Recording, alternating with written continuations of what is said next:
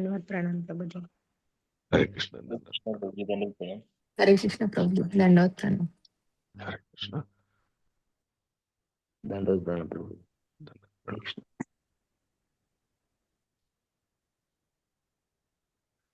శ్రీమద్ భాగవతంలో ఏ శ్లోకం గురించి చర్చించుకోబోతున్నాం ఈరోజు?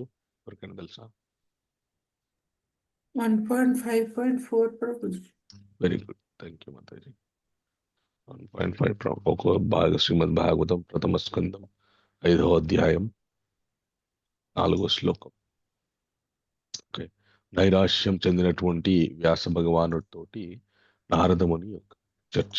సో ఎన్నో రచనలు చేసినటువంటి ఈ వ్యాస భగవానుడు వేదాలన్నిటినీ ఒక వేదాన్ని 3గా విభజించి ఇచ్చినటువంటి వ్యాస భగవానుడు, అలాగే 17 పురాణాలు రచించినటువంటి వ్యాస భగవానుడు, అలాగే మహాభారతం 1,00,000 శ్లోకాలతో కూడుకున్నటువంటి మహాభారతాన్ని రచించినటువంటి వ్యాస భగవానుడు.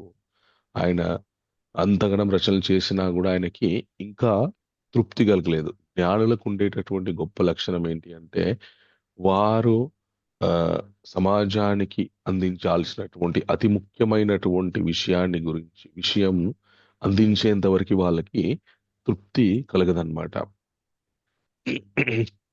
అలాగే వ్యాస భగవానుడు కూడా ఏదైతే సమాజానికి అందిస్తే ఈ మానవ జాతి మొత్తం తొందరగా తరిస్తుందో, ఓకే, ఆ విషయం ఆయనకి స్ఫురణలోకి రాలేదు. రాకముందు ఆయన చేసినటువంటి రచనలు తలుచుకున్నాడు, కానీ తృప్తి కలగట్లేదు. ఆ విషయాన్ని మీకు ఈరోజు శ్లోకంలో చక్కగా వివరించడం జరిగింది. నాతో పాటు అందరూ చెప్పండి.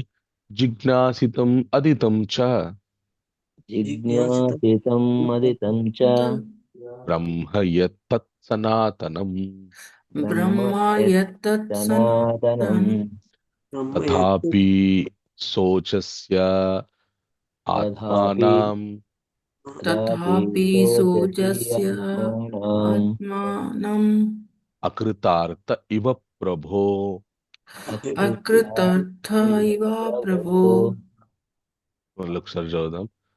జిజ్ఞాసితం అదితం చ Jnanam aditam cha బ్రహ్మ యత్తత్ సనాతనం Brahma yattat sanatanam తథాపి శోచస్య ఆత్మానం tathapi sojasya atmanam అకృతార్థ ఇవ ప్రభో. akritartha iva prabho. శ్లోకం చదువుతారా? హరే కృష్ణ ప్రభుజీ. హరే కృష్ణ. అనిత తోట మాతాజీ హ్యాండ్ రైజ్ చేశారు. ఎవరైతే చదవాలనుకుంటారో హ్యాండ్ రైజ్ చేయండి. హరే కృష్ణ. చదవండి. Hand Hare rise Krishna Prabhuji, దండవత్ ప్రణాం. అవట్లేదు ప్రభు, ఇది okay bro, no problem. Hand raise అవట్లేదు. ఎస్, అనిత తోట మాతాజీ శ్లోకం చదవండి. జిజ్ఞాసితమధీతం చ బ్రహ్మ యత్తత్ సనాతనం తథాపి శోచస్యాత్మానం అకృతార్థ ఇవ ప్రభో. థ్యాంక్ యూ మాతాజీ. విజయమారుతి ప్రభు అనువాదం చదవండి, తెలుగులో ఉన్నటువంటి అనువాదం చదవండి. ప్రభుజీ దండవత్ ప్రణాం. అనువాదం ప్రభుపాద్కి జై. నిరాకార బ్రహ్మతత్వము గూర్చియు తత్సంబంధిత జ్ఞానము గూర్చియు నీవు విపులముగా వర్ణించితి. ఓ ప్రభు, ఇంత కావించినప్పటికీ కృతార్థుడు కానట్లుగా నీ వెంతులకు ఇట్లు నిరాశ చెంది ఉన్నావు. హరే కృష్ణ. హరే కృష్ణ. రాజేశ్వర్ ప్రభు తెలుగులో అనువాదం చదవండి, మీ దగ్గర ఉంటే. దండవత్ ప్రణాం. హరే కృష్ణ. మన భాషలో తెలుగులో. శ్రీల ప్రభుపాదికి జై. హరే కృష్ణ. భాష్యం. శ్రీ వ్యాసదేవునిచే రచించబడిన బ్రహ్మసూత్రములు, వేదాంత సూత్రములు పరతత్వం యొక్క నిరాకార భావమునకు సంపూర్ణ వివరణమై ఉన్నవి. ప్రపంచంలో అత్యంత ఘనమైన తాత్విక వ్యాఖ్యానముగా అది అంగీకరించబడినది. సనాతనత్వం గూర్చి చర్చించిన అట్టి బ్రహ్మసూత్రముల రచనము విద్యుత్పూర్ణమై ఉన్నవి. కనుకనే వ్యాసదేవుని దివ్యమైన విద్వత్తు విషయమున సందేహమునకు ఏమాత్రం ఆస్కారం లేదు. అట్టి ఎడ అతడెలా శోకగ్రస్తుడు కావలెను. హరే కృష్ణ. హరే కృష్ణ. ముఖం కరోతి వాచాలం గిరిం యత్కృపాతమహం వందే శ్రీ గురుం దినతారణం పరమానందమాధవం శ్రీ చైతన్యేశ్వరం. వ్యాస భగవానుడు చేసినటువంటి గొప్ప రచనలో గొప్ప మనకు అందించినటువంటి గొప్ప శాస్త్రాల్లో ఆ బ్రహ్మతత్వం గురించినటువంటి వివరణ ఏదైతే ఆ పరబ్రహ్మం అంటే ఏంటి, పరబ్రహ్మం యొక్క అస్తిత్వం ఎలా ఉంటుంది, ఆ పరబ్రహ్మం గురించినటువంటి ఎలా తెలుసుకోవాలి, ఒక వ్యక్తి ఆ బ్రహ్మభూత స్థితికి ఆ పరబ్రహ్మమే సర్వమయమని తెలుసుకోవడానికి ఏ తెలుసుకోవాలంటే తెలుసుకుంటే ఏ స్థితిలో ఉంటాడు, ఇత్యాది విషయాలన్నీ ఆ పరబ్రహ్మం గురించి చాలా చాలా వివరంగా మనకి అందించారనమాట. మనకి ఎంతో మంది మన సాధకులు ఉన్నారు. ఓకే. ఎంతో మంది గొప్ప గొప్ప పండితులు ఉన్నారు ప్రస్తుతానికి కూడా. వాళ్ళందరి యొక్క భావన ఏంటి అంటే, ఒక మనుషుడు జన్మ ఎత్తిన తర్వాత ఆ బ్రహ్మతత్వం గురించి తెలుసుకుంటే ఇంకా చాలు, అతని జన్మ పరిపూర్ణమైపోయింది అనేటటువంటి భావనతో ఉన్నటువంటి పండితులు చాలా మంది ఉన్నారు. వాళ్ళంతా ఆ, ఆ, వాళ్ళకి తక్కువ పాండిత్యం ఉంది, లేదంటే వాళ్ళు సరిగా అర్థం చేసుకోలేదు అంటే దాన్ని అది కరెక్ట్ కాదు. వాళ్ళు చాలా గొప్ప పండితులు, ఎంతో సాధన చేసి ఆ స్థితికి వచ్చారు వాళ్ళు. ఆ పరబ్రహ్మం గురించినటువంటి ఆ అవగాహన ఏదైతే ఉందో ఆ స్థితికి వచ్చారు. కానీ వారు తెలుసుకోవాల్సినటువంటి వారు ఒక విషయాన్ని ఏం విస్మరిస్తున్నారు అంటే, ఆ ఎవరైతే ఆ పరబ్రహ్మ తత్వం గురించి అటువంటి వ్యాఖ్యానాలు మనకి ఇచ్చారో ఆయననే అది రచించిన తర్వాత ఆ పరబ్రహ్మ తత్వం రచనల మీద ఆయన సంతృప్తి చెందలేదు అనేటువంటి విషయాన్ని ఆ పండితులు గ్రహించాలన్నమాట. ఆ, అలా గ్రహించినంత వరకు కూడా వారు బ్రహ్మ సత్యం జగన్మిథ్య జీవో బ్రహ్మైవన పర అనేటటువంటి భావనతోటి ఒక ఆ పరబ్రహ్మం మాత్రమే సత్యం. ఓకే. ఆ జీవుడు కూడా పరబ్రహ్మ స్వరూపమే అనేటటువంటి భావనలోనే ఉండి అది తెలుసుకున్నంత మాత్రం చేతనే మనుష్య జన్మ పరిపూర్ణమైపోయింది అనేటటువంటి భావనలో ఉంటారు. కానీ ఆ పరబ్రహ్మానికి ఆధారం ఎవరు, ఆ పరబ్రహ్మం ఎవరి నుండి వస్తుంది అనేటటువంటి విషయాల మీద జిజ్ఞాస లేకపోతే, ఆ విషయాల్ని చాలా క్షుణ్ణంగా పరిశీలించకపోతే వారు అక్కడే వారు పరిపూర్ణ ఆనందాన్ని పొందలేరన్నమాట. మనకి కృష్ణుడు శ్రీమద్ భగవద్గీత 6వ అధ్యాయంలో చెప్తారనమాట. ఒక యోగి ఆ ధ్యాన నిష్టలో కూర్చొని ఏ విధంగా ధ్యానం చేసేటప్పుడు కూర్చోవాలి, ఏ విధంగా ఏ ఆసనంలో కూర్చోవాలి, ఏ విధంగా ఉచ్ఛ్వాస నిశ్వాసలు ఉండాలి, అలాగే ఏ విధంగా బ్రహ్మచర్యం పాటిస్తూ ఆయన ఆ మన ఈ అష్టాంగ యోగ పద్ధతి అనేటువంటిది చెయ్యాలి అని చెప్పి చెప్తారనమాట. సో ఆ అష్టాంగ యోగ పద్ధతిలో ఆ యోగ స్థితి ఏదైతే ఉందో ఆ ఆ యోగ అభ్యాసం చేసి సమాధి స్థితికి చాలా మంది వెళ్తూ ఉంటారు. సో వాళ్ళంతా కూడా ఆ దేని మీద ధ్యానిస్తారు అంటే, తమలో ఉన్నటువంటి భగవంతుని కృష్ణుని గనుక అర్థం చేసుకుంటే ఆ తమలో ఉన్నటువంటి పరమాత్మ మీద, లేదంటే కృష్ణుణ్ణి భగవంతుడు స్వస్వరూపి అని భావన లేకపోతే ఆ నిరాకారమైనటువంటి బ్రహ్మం మీద అది నేనే అది నేనే అది నేనే అనేటటువంటి భావనతోటి సోహం సోహం సోహం ఆ సత్యం ఏదైతే ఉందో అది నేనే నేనే అనేటటువంటి భావనతోని వాళ్ళు ధ్యానం చేస్తుంటారు. ఆ విధమైనటువంటి ధ్యానంలో కూడా ఆనందం ఉంటుంది. ఎత్రో పరమతే సుఖం నిరుద్ధం యోగ సేవయ అని చెప్పేసి అంత ఆ స్థితిలో ఉన్నప్పుడు చాలా ఆనందాన్ని పొందుతారు. ఆ స్థితిలో ఉన్నప్పుడు వాళ్ళకి ఎలాంటి కష్టాలు కూడా ఆ, అసలు శారీరకమైనటువంటి ఇబ్బందులు ఏవైతే ఉన్నాయో అవి ఏవి కూడా వాళ్ళకి స్పృహలోకి రావు. వాళ్ళు వాటిని ఆ అనుభవించరు అని కృష్ణుడు చెప్తారు. దానికంటే కూడా పరమానందాన్ని ఇచ్చేది ఏదైతే ఉందో, మళ్ళీ ఆ బ్రహ్మతత్వం మీద ధ్యానించేటటువంటి స్థితి కూడా ఎలా వస్తుందంటే, కృష్ణుడు మళ్ళా 14వ అధ్యాయంలో చెప్తాడనమాట. మాంచయో వ్యభిచారేణ భక్తి యోగేన సేవతే సహగుణాన్ సమతిత్యైతాన్ బ్రహ్మభూయయా కల్పతే.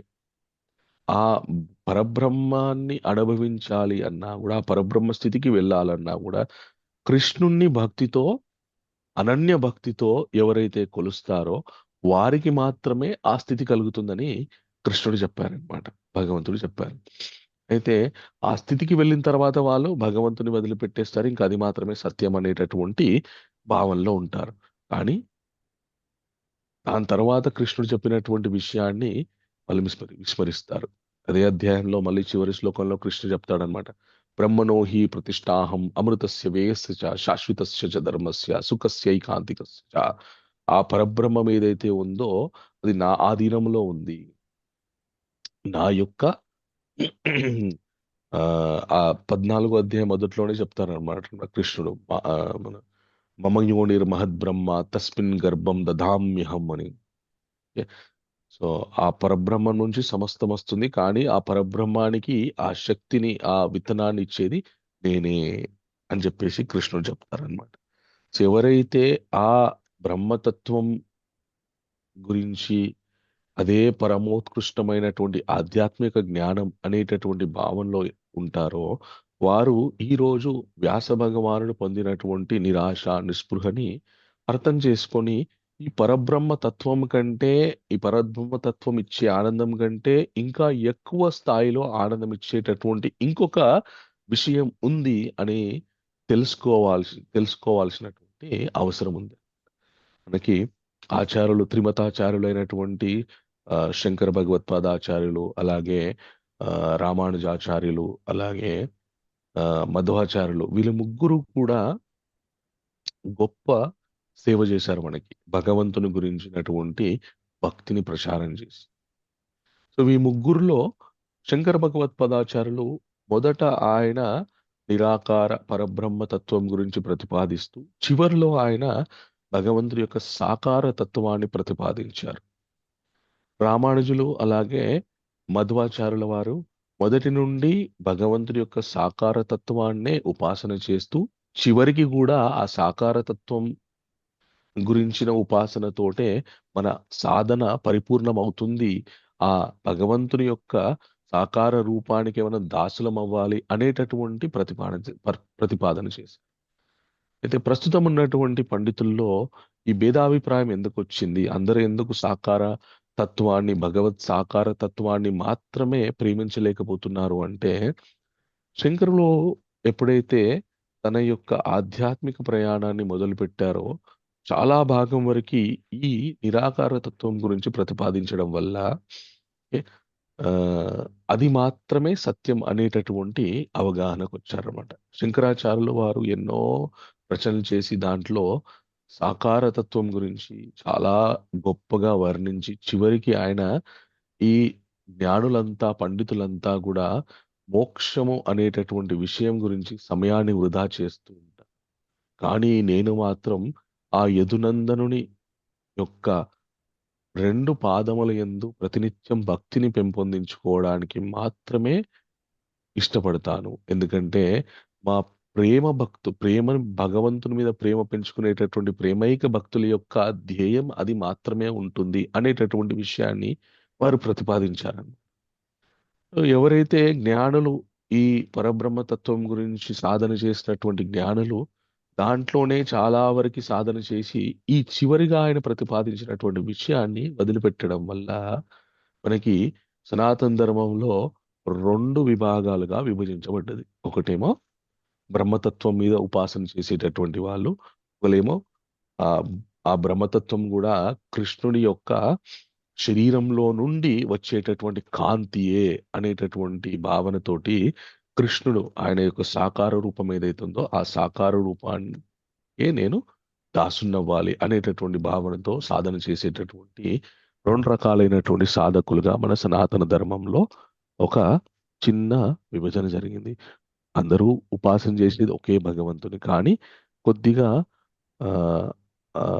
కొంచెం గ్యాప్ అన్నమాట జ్ఞానంలో. సో దానివల్ల ఎప్పటికీ కూడా మన సనాతన ధర్మంలో నిరాకార, సాకార అనేటటువంటి భావనలు వస్తుంటాయి. కానీ మనం శాస్త్రాన్ని కనుక క్షుణ్ణంగా పరిశీలన చేస్తే, ఓకే, ఎవరైతే మనకి ఆ పరబ్రహ్మం యొక్క జ్ఞానాన్ని అందించారో ఆయనే ఆ జ్ఞానం ద్వారా తృప్తి చెందలేదు. ఇంకా మనం ఏం తృప్తి చెందుతాం దాన్ని? ఎవరైతే నేను ఒక విషయాన్ని ప్రతిపాదించాను అనుకోండి, నేను వంట చేశాను అనుకోండి, ఆ వంట తిని నేనే సంతోషపడలేదు అనుకోండి ఆ పదార్థం వల్ల, ఇంకా అది తిన్న మిగతా వాళ్ళు ఎట్లా సంతోషపడతారు? వాళ్ళు ఎట్లాగా దాన్ని రుచి బాగుందని అంటారు? ఫస్ట్ ఆఫ్ ఆల్ ఏదైతే నేను వంట చేస్తానో అది నాకు నచ్చితేనే నేను ఇతరులకు కూడా పెట్టి వాళ్ళని సంతోష పెట్టగలను. నేనే నచ్చినప్పుడు ఇతరులు ఎలా సంతోషపడతారు? సో ఆ తాత్వికమైనటువంటి విషయాన్ని మనం అర్థం చేసుకోవాలి. ఈ ఈ ప్రశ్నల తర్వాత అప్పుడు నారదముని ఆ వ్యాస భగవానుడు ఎందుకు నిరాశ పొందారు అనేటటువంటి విషయాన్ని, ఏం చేస్తే వారు నిరాశ నుండి మళ్ళీ నిత్య ఉత్సాహంగా ఉండగలుగుతారు, ఆ విషయాలు ప్రతిపాదిస్తారు అన్నమాట.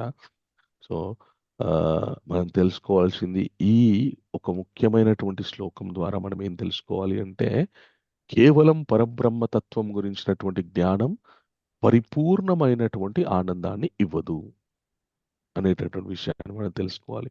మనకి చాలా ఉదాహరణలు ఉన్నాయి, లైవ్ ఎగ్జాంపుల్స్ ఉన్నాయి. మనకి చైతన్య మహాప్రభు మన సంకీర్తన యజ్ఞాన్ని మనందరికీ పరిచయం చేసినటువంటి చైతన్య మహాప్రభు తన జీవితంలో గొప్ప పండితులని, ఎవరైతే నిరాకార తత్వం పరబ్రహ్మ తత్వం గురించి ఆ చాలా ఆ జ్ఞానాన్ని తెలుసుకొని అర్థం చేసుకున్నటువంటి వాళ్ళకి కూడా జ్ఞానబోధ చేసినటువంటి సందర్భాలు ఉన్నాయి. ఉదాహరణకి ఏదైనా ఒకటి చెప్పండి.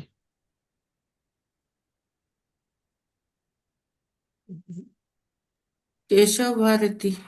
Hare okay, Krishna. Very Hare good. Krishna. Digvijay Pandit, Prakashananda Saraswati. Okay, very good. ఇంకా సార్వభౌమ భట్టాచారి కూడా.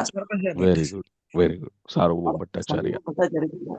Very good. సార్వభౌమ భట్టాచార్యుల వారు. ఓకే, సో వీళ్ళందరూ కూడా గొప్ప జ్ఞానులు. ఓకే, వీరికి పరబ్రహ్మ తత్వం గురించి చాలా చాలా గొప్ప అవగాహన ఉంది.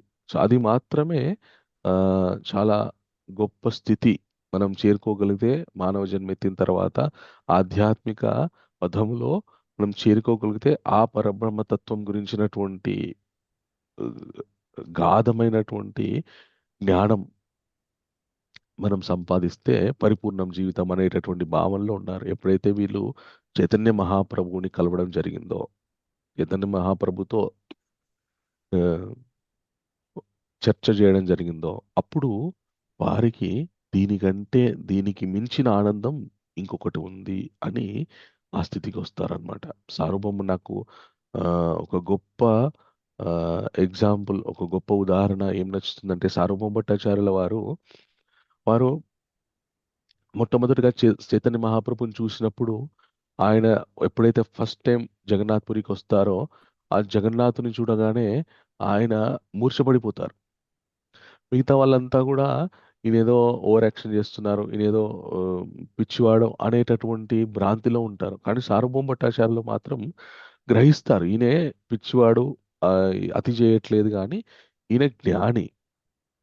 కానీ ఈయన ఆ జ్ఞానాన్ని భగవంతుడితో ఒక సెంటిమెంట్ పెట్టుకొని అదే గొప్ప అనేటటువంటి భావనలో ఉన్నాడు. సో ఇతనికి ఉన్నటువంటి జ్ఞానాన్ని నేను ఇటువైపు తిప్పాలి, పరబ్రహ్మం వైపు తిప్పాలి. ఇలా కాదు, జ్ఞాని అంటే గంభీరంగా ఉండాలి, ఒక ఎలాంటి మానవ సంబంధమైనటువంటి హావభావాల్ని పొందకుండా ఒక గంభీరమైనటువంటి భావనతో ఉండాలి అనేటటువంటి విషయాన్ని ప్రతిపాదించాలని చైతన్య మహాప్రభుని తీసుకెళ్లి కొద్దిగా ఆయన స్వాంతన చెందిన తర్వాత ఆయనతో చర్చ కూర్చుంటారనమాట. చర్చ కూర్చున్న తర్వాత సార్వభౌమ భట్టాచార్యుల వారు చెప్పినటువంటి విషయాలు విన్న తర్వాత చైతన్య మహాప్రభు ఆయన వింటూ ఉంటారని చెప్తూ ఉంటారు. ఆయన చెప్పడం అయిపోయిన తర్వాత చైతన్య మహాప్రభు తాను కొన్ని శాస్త్రోక్తమైనటువంటి ఉదాహరణలను ఇస్తారనమాట. ఎక్కడెక్కడైతే భగవంతుని యొక్క సాకార రూపం ఏదైతే ఉందో, భగవంతుడు సాకార రూపియే అనేటటువంటి ప్రామాణికాలు ఎక్కడెక్కడైతే ఉన్నాయో వాటన్నిటినీ ఆయన ఉదాహరణ ఇచ్చి భగవంతుని యొక్క మాధుర్య భావనని పంచేసరికి సార్వభౌమ భట్టాచార్యుల వారు ఏ స్థితికి వెళ్తారంటే, ఇంకా చైతన్య మహాప్రభుని ఒక్క సెకండ్ కూడా వదిలిపెట్టకుండా ఉండాలి, ఈయనని మాత్రమే నేను ఈయన యొక్క సాంగత్యం మాత్రమే నేను తీసుకోవాలి అనేటటువంటి భావనకి వెళ్ళిపోతారు. అది ఎంత తీవ్రమైనటువంటి భావన అంటే, ఒకానొకప్పుడు చైతన్య మహాప్రభు ఎప్పుడైతే జగన్నాథ్ పురి నుండి మన దక్షిణ భారతదేశానికి తీర్థయాత్రలకు వద్దామని చెప్పేసి బయలుదేరుతారో, అప్పుడు సార్వభౌమ భట్టాచార్య ఒక మాట అంటారనమాట. చాలా ఆ మనస్సుకు హత్తుకున్నటువంటి మాట. మనం గృహస్థ జీవితంలో మనకి ఆత్మీయులు ప్రతినిత్యం మన జీవితాన్ని ఎవరి గురించి గడుపుతామంటే భార్య పిల్లల గురించి గడుపుతా ఉంటాము. కొన్నిసార్లు భార్య మీద మనకి ఎక్కువ ఇష్టం లేకపోయినా కూడా ఆ పిల్లల మీద ప్రేమ పెంపొందించుకుంటాం. సార్వభౌమ భట్టాచార్య ఏమంటారంటే, నా సంతానం నా పిల్లలు చచ్చిపోయినా నేను ఇంత బాధపడా, మీరు ఇప్పుడు నన్ను వదిలిపెట్టి వెళ్తా అంటే నేను అంత బాధపడుతున్నా. నా కడుపున పుట్టినటువంటి సంతానం ఎవరైతే ఉన్నారో వాళ్ళు చనిపోయినా కూడా నేను బాధపడను. ఆ స్థితికి వెళ్తారనమాట. ఎందుకంటే ఆ మాధుర్య భావన రుచి చూసిన తర్వాత ఇంకా వారికి ఏ మానవ సంబంధమైనటువంటి సంబంధాలలో కూడా వారికి ప్రేమ, మానవ సంబంధాలైనటువంటి ఆ ఎమోషన్ సెంటిమెంట్ లో కూడా వాళ్ళకి రుచి అనిపించదు. భగవంతుడు ఆయన యొక్క దివ్యమంగళ స్వరూపము, ఆయనని ప్రేమించాలి, ఆయన భక్తుల సాంగత్యంలో ఉండాలి. ఇది మాత్రమే ఉంటుందన్నమాట. ఇలాగా చైతన్య మహాప్రభు గొప్ప జ్ఞానులను కూడా ఆయన మార్చడం జరిగిందనమాట. ప్రస్తుతం ఉన్నటువంటి స్థితిలో కూడా గొప్ప జ్ఞానులు ఎవరైతే ఉంటారో చాలా మంది ఆ దీన్ని ఏకీభవించరు. కానీ కొందరు నిజంగా ఎవరైతే శాస్త్రాలన్నింటినీ చాలా చాలా క్షుణ్ణంగా అధ్యయనం చేశారో వారు మాత్రం అవును, ఈ నిరాకార తత్వం కంటే సాకార రూపం మీద, భగవంతుడి యొక్క సాకార రూపం మీద ధ్యానించడం, ఆ సాకార రూపంని ఉపాసించడం అనేటువంటిది ఏదైతే ఉందో ప్రత్యక్షంగా మనం ఆనందాన్ని అనుభవించవచ్చు అనే ప్రతిపాదన తీసుకొస్తారన్నమాట. అలాగా భగవంతుని యొక్క సాకార రూపాన్ని ఉపాసన చేసి తమ జీవితాలని ఆనందమయం చేసుకున్నటువంటి గొప్ప ఆచార్యుల యొక్క తిరోభావ దినోత్సవం ఈరోజు. తిరోభావ అలాగే ఆవిర్భావ దినోత్సవం ఈరోజు. ఓకే. సో వాళ్ళలో కొందరైనటువంటి వాళ్ళలో అతి ముఖ్యమైనటువంటి వారు తమ జీవితంలో ఎలాంటి సుఖాన్ని అనుభవించకుండానే, ఒక మనుష్యుడై పుట్టిన తర్వాత కొన్ని బేసిక్ ఆనందాలు ఉంటాయన్నమాట మనకి. ఈ శరీరంతో అనుభవించేటటువంటి కొన్ని ప్రాథమికమైనటువంటి ఆనందాలు ఉంటాయి. అలాగా ఎలాంటి ప్రాథమికమైనటువంటి ఆనందాన్ని అనుభవించకుండానే ఆ జీవితం వైరాగ్యం వైపు నడుపుకున్నటువంటి గొప్ప భక్తులు ఉన్నారు. వాళ్ళలో ఆ అతి ముఖ్యమైనటువంటి వారు మహాప్రభు గారి యొక్క సతీమణి అయినటువంటి విష్ణుప్రియ మాత, విష్ణుప్రియాదేవి. ఆ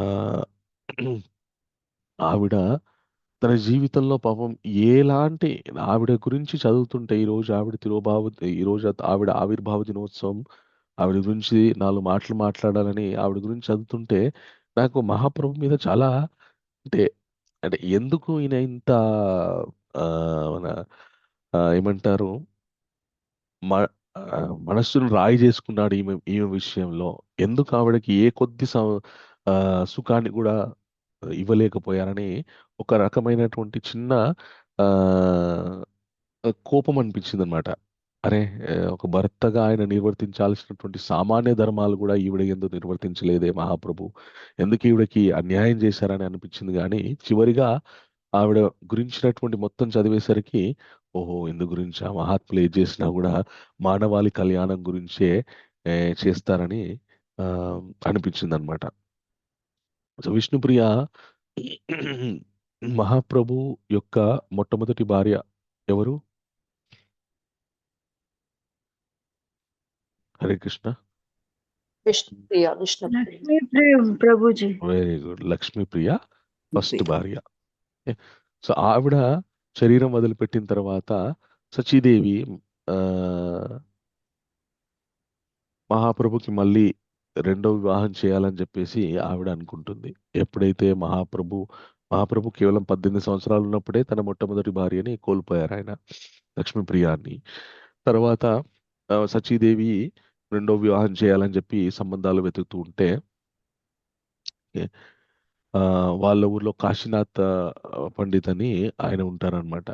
ఆయనకి మహాప్రభువుకి ఒక మంచి సంబంధాన్ని చూడమని అప్పగిస్తుంది ఆ బాధ్యత. ఈ కాశీనాథ్ పండిత్ ఎవరంట అంటే ఆ ద్వాపర యుగంలో రుక్మిణీదేవి సత్యభామాదేవి గురించి ఆ సంబంధాన్ని కృష్ణుడికి చెప్పి ఆ సంబంధాన్ని కలుపుకోవడానికి ఒక బ్రాహ్మణ్ణి నియోగిస్తారనమాట. ఆయన పేరు కలుక. ఓకే. సో ఆ బ్రాహ్మణుడే మళ్ళీ గౌరలీలలో కూడా కాశీనాథ పండిత్ లాగా జన్మించారని చెప్పేసి మనకి ఆ, చైతన్య చరితామృతంలో ఉంది.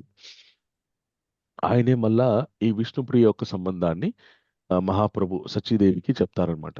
ఈ విష్ణుప్రియ నవద్వీపులోనే వారి ఇంటి దగ్గరే ఉండేదన్నమాట. విష్ణుప్రియ ఎప్పుడైనా కూడా ప్రతి నిత్యం కూడా గంగలో స్నానం చేసి పెద్దల యందు చాలా గౌరవ భావంతో ఉండేది. సో సచీదేవికి ఎప్పుడైతే విష్ణుప్రియ గురించి సంబంధం గురించి తెలిసిందో ఆవిడ చాలా సంతోషపడింది. చాలా సాంప్రదాయబద్ధమైనటువంటి కుటుంబం నుండి వస్తుంది, చాలా మంచి పిల్ల అని చెప్పేసి వెంటనే ఇంకా మహాప్రభుకి ఇచ్చి వివాహం చేయడం జరుగుతుంది. సాంప్రదాయబద్ధంగా వివాహం చేయడం జరుగుతుంది. విష్ణుప్రియకి అప్పటికి 9 సంవత్సరాలు మాత్రమే మహాప్రభుకి ఇచ్చి వివాహం చేసే ఆ, సమయానికి. అయితే అప్పట్లో బాల్య వివాహాలు అనేటువంటివి ఉండేవి. ఓకే. అదేమో అనాగరికత కాదు. ఓకే. ఎందుకు బాల్య వివాహాలు ఉండేవి అప్పట్లో అంటే ఆ, మనుష్య శరీరము ఒక ఏజ్ పూబర్టీ అంటారనమాట. 13, 14 సంవత్సరాలు వచ్చేసరికి శరీరంలో ఆ, ఆ, శారీరక కోరికలు కొన్ని ఉద్భవిస్తూ ఉంటాయన్నమాట. అవి ఉద్భవించినప్పుడు ఆ కోరికల్ని ధర్మబద్ధం చేయకపోతే అవి ఆ, విపరీతమైనటువంటి కోరికలు అయిపోయి మనుషుడు తప్పుదోవ పట్టే విధంగా పరిగెత్తిస్తాయన్నమాట. ఒకవేళ ఆ ఈ సమయంలో ఆ వయస్సులో చక్కటి జ్ఞాన సాధన, చక్కటి ఆచార్యుల యొక్క సాంగత్యము ఉంటే తప్ప, లేదంటే ఆల్రెడీ ఆ మన వివాహం అయి ఉంటే తప్ప ఆ కోరికలని కంట్రోల్ చేసేటటువంటి శక్తి ఉండదన్నమాట. సో ఆ ఉద్దేశాన్ని తోటి అప్పట్లో బాల్య వివాహాలు చేసేవారు అనమాట. ఇప్పుడు మనం చూస్తుంటాం చాలా 10th క్లాస్ 8th క్లాస్ పిల్లలే లవ్ చేసుకుంటూ ఉంటారు. నేను ఒక స్కూల్ లాస్ట్ ఇయర్ నేను బుక్ డిస్ట్రిబ్యూషన్ అప్పుడు ఒక స్కూల్కి వెళ్ళానమాట. ఆ ప్రిన్సిపల్ ఏం చెప్పిందంటే మా స్కూల్లో మీ వాల్యూ ఎడ్యుకేషన్ గురించి దయచేసి చెప్పండి, ఎందుకంటే నాకు చాలా భయం వేస్తుంది. పిల్లలు 5th 6th క్లాసెస్ని లవ్ లెటర్స్ రాసేసుకుంటున్నారు, వీళ్ళు ఏమైపోతారో మాకు భయం వేస్తుంది అని చెప్పేసి అందనమాట.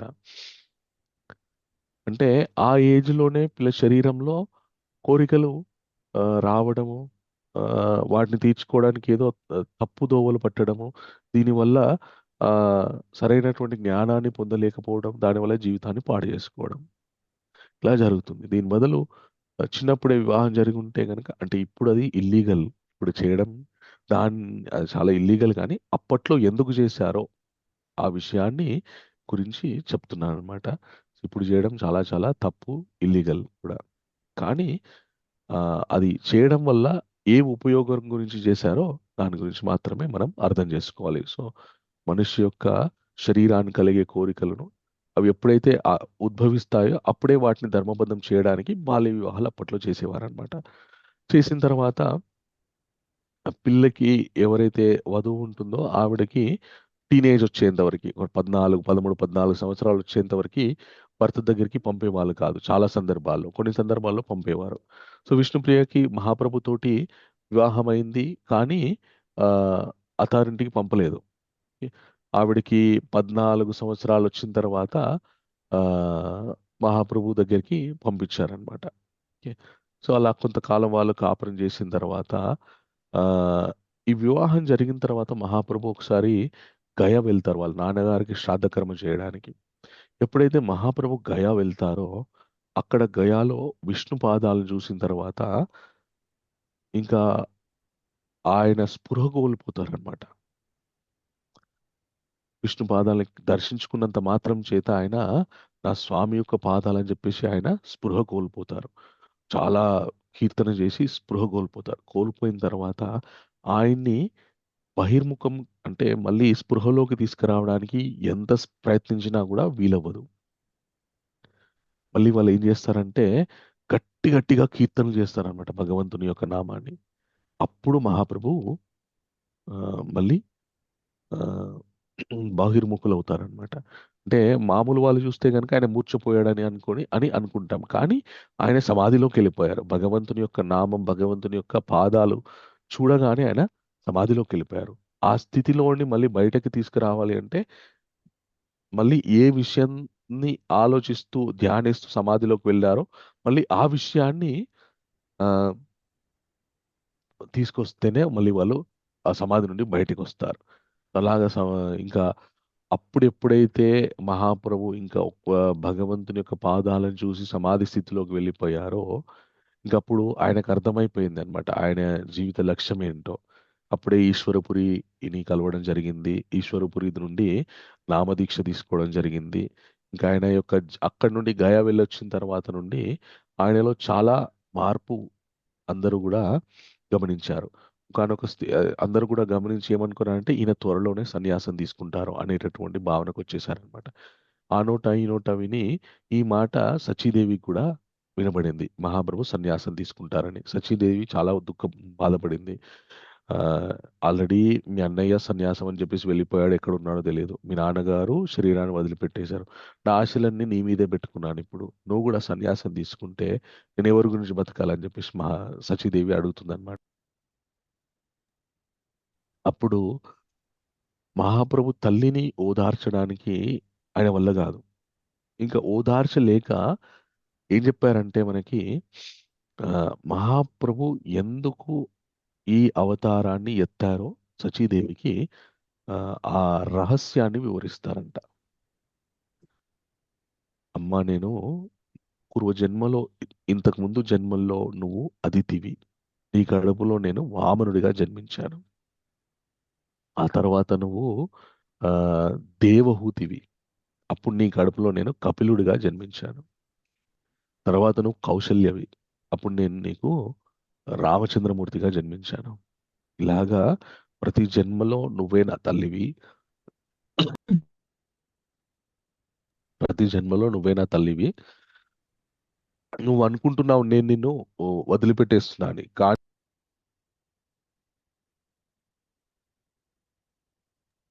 క్షమించండి. నువ్వు అనుకుంటున్నావు నేను నిన్ను వదిలిపెట్టేస్తున్నాను. కానీ ప్రతి జన్మలో కూడా మనం ఇద్దరం కూడా తల్లి పుత్రుల యొక్క వాత్సల్యంతో ఉంటూనే ఉన్నాము. ఒకవేళ గనక నేను విగ్రహంగా మారిపోతే నువ్వు అప్పుడు కూడా నన్ను నా దగ్గరే ఉంటావు. ఎలాగంటే ఒక విగ్రహం చేయాలంటే భూమిలో ఉండి మనము శిలలు తీసుకొని రావాలి. అలాగా శిలలు ఎక్కడి నుండి పుడతాయంటే భూమిలో నుండే పుడతాయి. సో ఇప్పుడు శిలలు భూమికి ఏమయ్యాయి? సంతానమయ్యాయి. ఏదైతే శిలారూపాలు ఉంటాయో అవన్నీ కూడా భూమి నుండి ఉద్భవిస్తాయి కాబట్టి, భూగర్భం నుండి ఉద్భవిస్తాయి కాబట్టి అప్పుడు భూమి ఆ శిలలకి తల్లి అవుతుంది. అలాగా నేను ఒక శిలారూపం దాల్స్తే గనక నువ్వు భూమాతవి అని చెప్పేసి చైతన్య మహాప్రభు తన తల్లికి తనకి ఉన్నటువంటి ఆ విడదీయరాని సంబంధం ఏదైతే ఉందో దాన్ని చెప్తాడు. అయినా కూడా తల్లి మనుష్య జన్మ ఎత్తిన తర్వాత కేవలం భగవంతుడు మాత్రమే ఆ జన్మ యొక్క ప్రయోజనం గురించినటువంటి పూర్తి అవగాహనతో ఉంటారు. మనమే ప్రతినిత్యం కూడా మాయామోహితులమై మర్చిపోతూ ఉంటాం. అందుకే అర్జునుడు ఎప్పుడైతే కృష్ణుడు భగవద్గీత జ్ఞానాన్ని సూర్య వివస్వానికి చెప్పానని చెప్తాడు అర్జునుడికి. అప్పుడు అర్జునుడు అంటాడనమాట, నువ్వెలా సూర్య భగవానుడికి చెప్పావు, ఆయన నీకంటే పెద్దవాడు కదా అంటే అప్పుడు కృష్ణుడు చెప్తాడనమాట, బహూని మే వ్యతీతాని జన్మాని తవ చార్జున తాన్యహం వేద సర్వాణి నత్వం వేత్తా పరంతప అంటాడు. అర్జున నువ్వు నేను చాలా జన్మలు తీసుకున్నాము. నీకు ఇత పూర్వంలో తీసుకున్నటువంటి జన్మల యొక్క జ్ఞానము స్మృతి లేదు. నాకు ప్రతి జన్మలో నేను ఎన్నెన్ని అవతారాలు ఎత్తానో అన్ని అవతారాల యొక్క స్మృతి నాకుంది అందుకే నేను పరమాత్మ, అందుకే నేను అధ్యక్షుణ్ణి ఈ మొత్తం సృష్టికి అని చెప్తాడనమాట. సో భగవంతుడు ఏ రూపంలో వచ్చినా కూడా తాను ఎందుకు వచ్చాడో తనకు గుర్తుంటుంది. కానీ ఆ విషయాన్ని ఆయన ప్రతిపాదించకుండా ఆయన ఆ, అందరిలో మనలో సామాన్యుల్లాగానే మనతోటి జీవిస్తూ ఉంటారనమాట.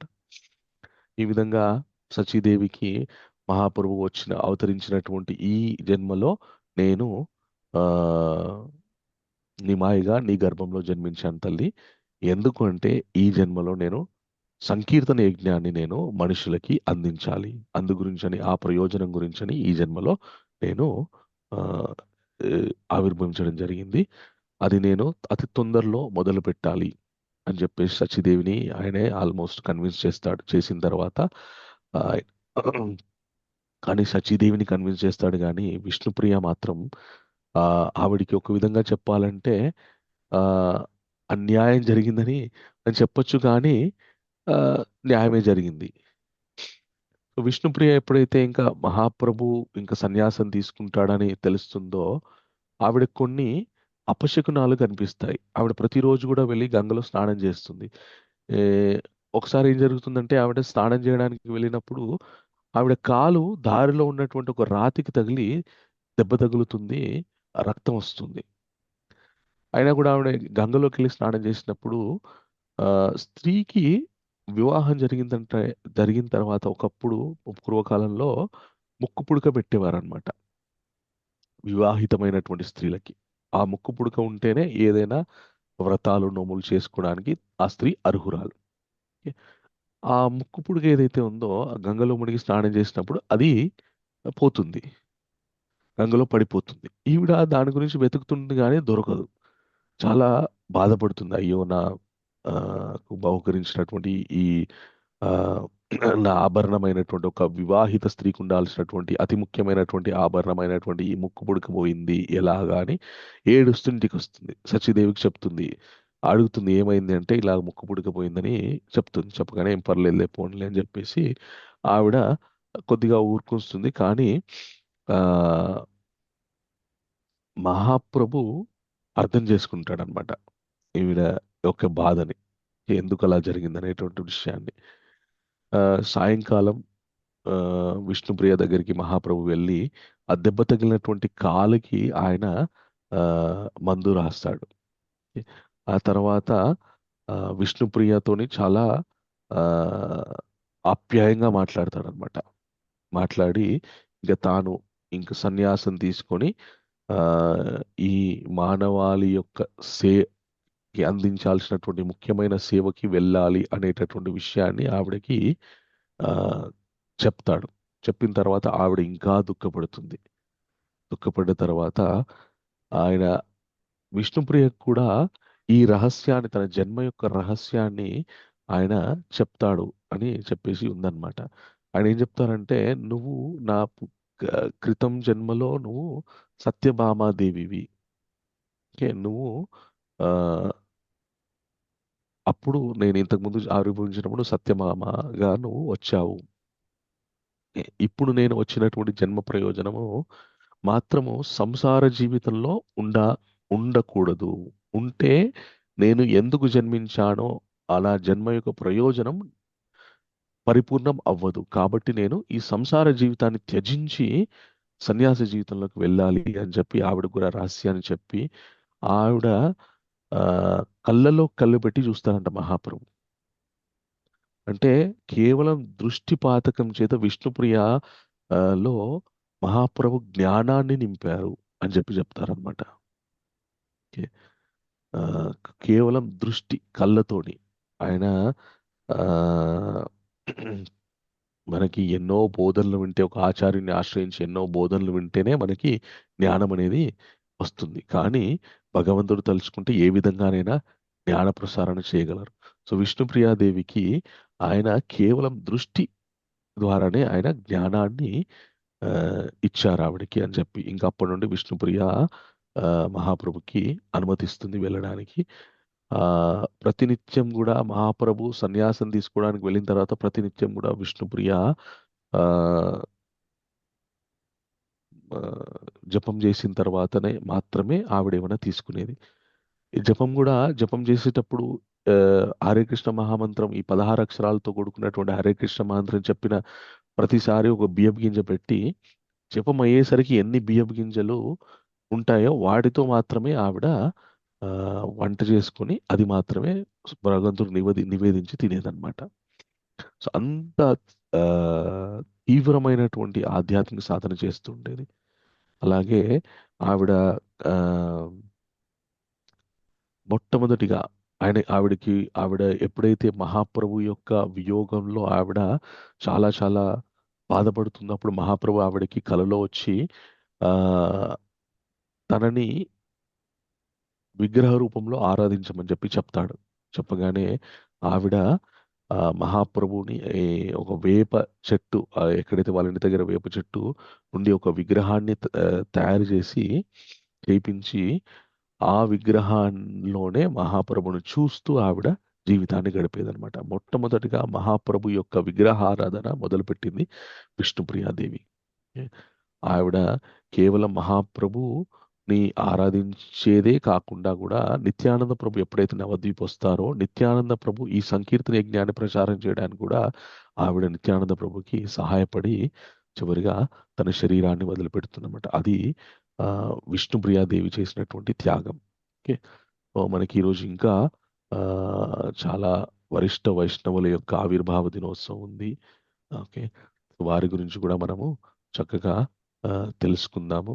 ఓకే, వారిలో ఆ, ఎవరెవరు తెలుసా పేర్లు మీకు? ఉమ్, విష్ణు విశ్వనాథ్ చక్రవర్తి గారు ప్రభుజీ. ఓకే, ఇంకా పుండరిక విద్యార్థి కూడా తెలుసు. Very good. పుండరీక విద్యానిధి, రఘునందన ఆ, ఆచార్య, అలాగే ఆ, రఘునాథ దాస గోస్వామి గురించి కూడా కొద్దిగా మాట్లాడుకుందాం. ఒక 2 నిమిషాలు సమయం ఇవ్వండి. ఇప్పుడు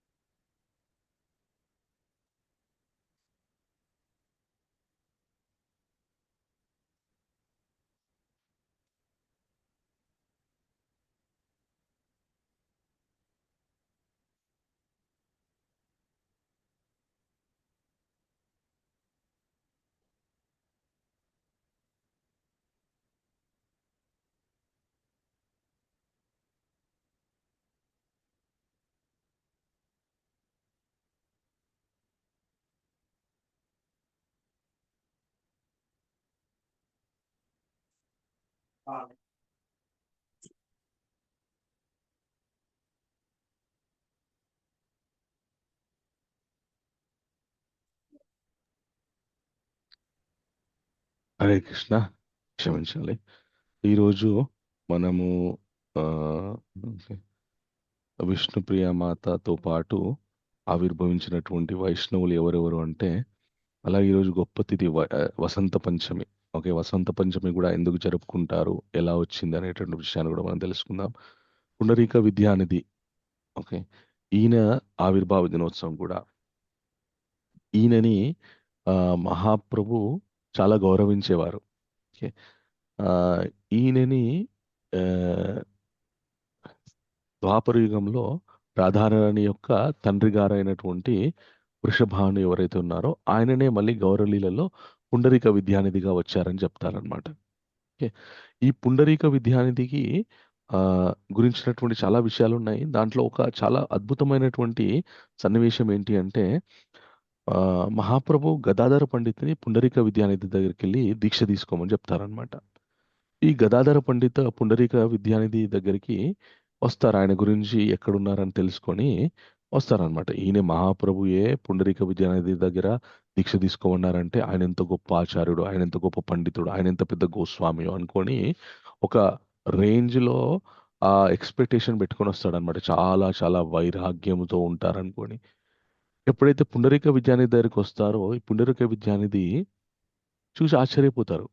ఆయన ఒక మంచి పట్టు వస్త్రాలు ధరించి చక్కగా ఒక మంచి యవ్వనంలో ఉన్నటువంటి స్త్రీల మధ్యలో కూర్చొని చేతిలో హుక్క ఏదైతే ఇట్లా పైప్ పెట్టుకొని పొగ తాగుతూ ఉంటారో అలాంటిది పట్టుకొని ఒక భోగి ఎలా ఉంటాడో అలాగా ఈయనకు దర్శనమిస్తాడు. వెంటనే గదాధర పండితు ఏంటి, నేనేదో పెద్ద యోగి అనుకొని వస్తే ఈయనేంటి పరమ భోగిలాగా ఉన్నాడు అని చెప్పేసి ఆశ్చర్యపోతాడనమాట.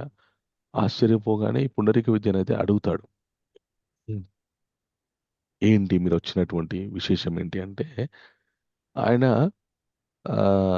నేను కృష్ణ నామ దీక్ష గురించి వచ్చాను. కృష్ణ అని ఒక పదం పలుకుతాడు అంతే. అలాగే ఆ కృష్ణ అనే నామం వినంగానే పుండరీక విద్యానిధి తన ఉన్నటువంటి ఆసనం నుండి దిగిపోయి ఒక పిల్లవాడు తప్పిపోయిన తర్వాత తల్లి ఏ విధంగా రోధిస్తుందో, పిల్లోడు తప్పిపోయాడు అనుకో, తల్లి గుండెలు బాదుకొని ఏ విధంగా అయితే రోధిస్తుందో ఆ విధంగా ఆయన తీవ్రమైనటువంటి రోదనతోటి నేల మీద పడిపోయి ఆయన బొరుతుంటాడనమాట. అప్పుడు గదాధర పండిత్కి అర్థమవుతుంది, కేవలం ఒక వైష్ణవుడి యొక్క బాహ్య ఆహార్యాన్ని చూసి మనము వారి గురించినటువంటి పూర్తి అవగాహనకి రాకూడదు. వారు మానసికంగా ఏ స్థితిలో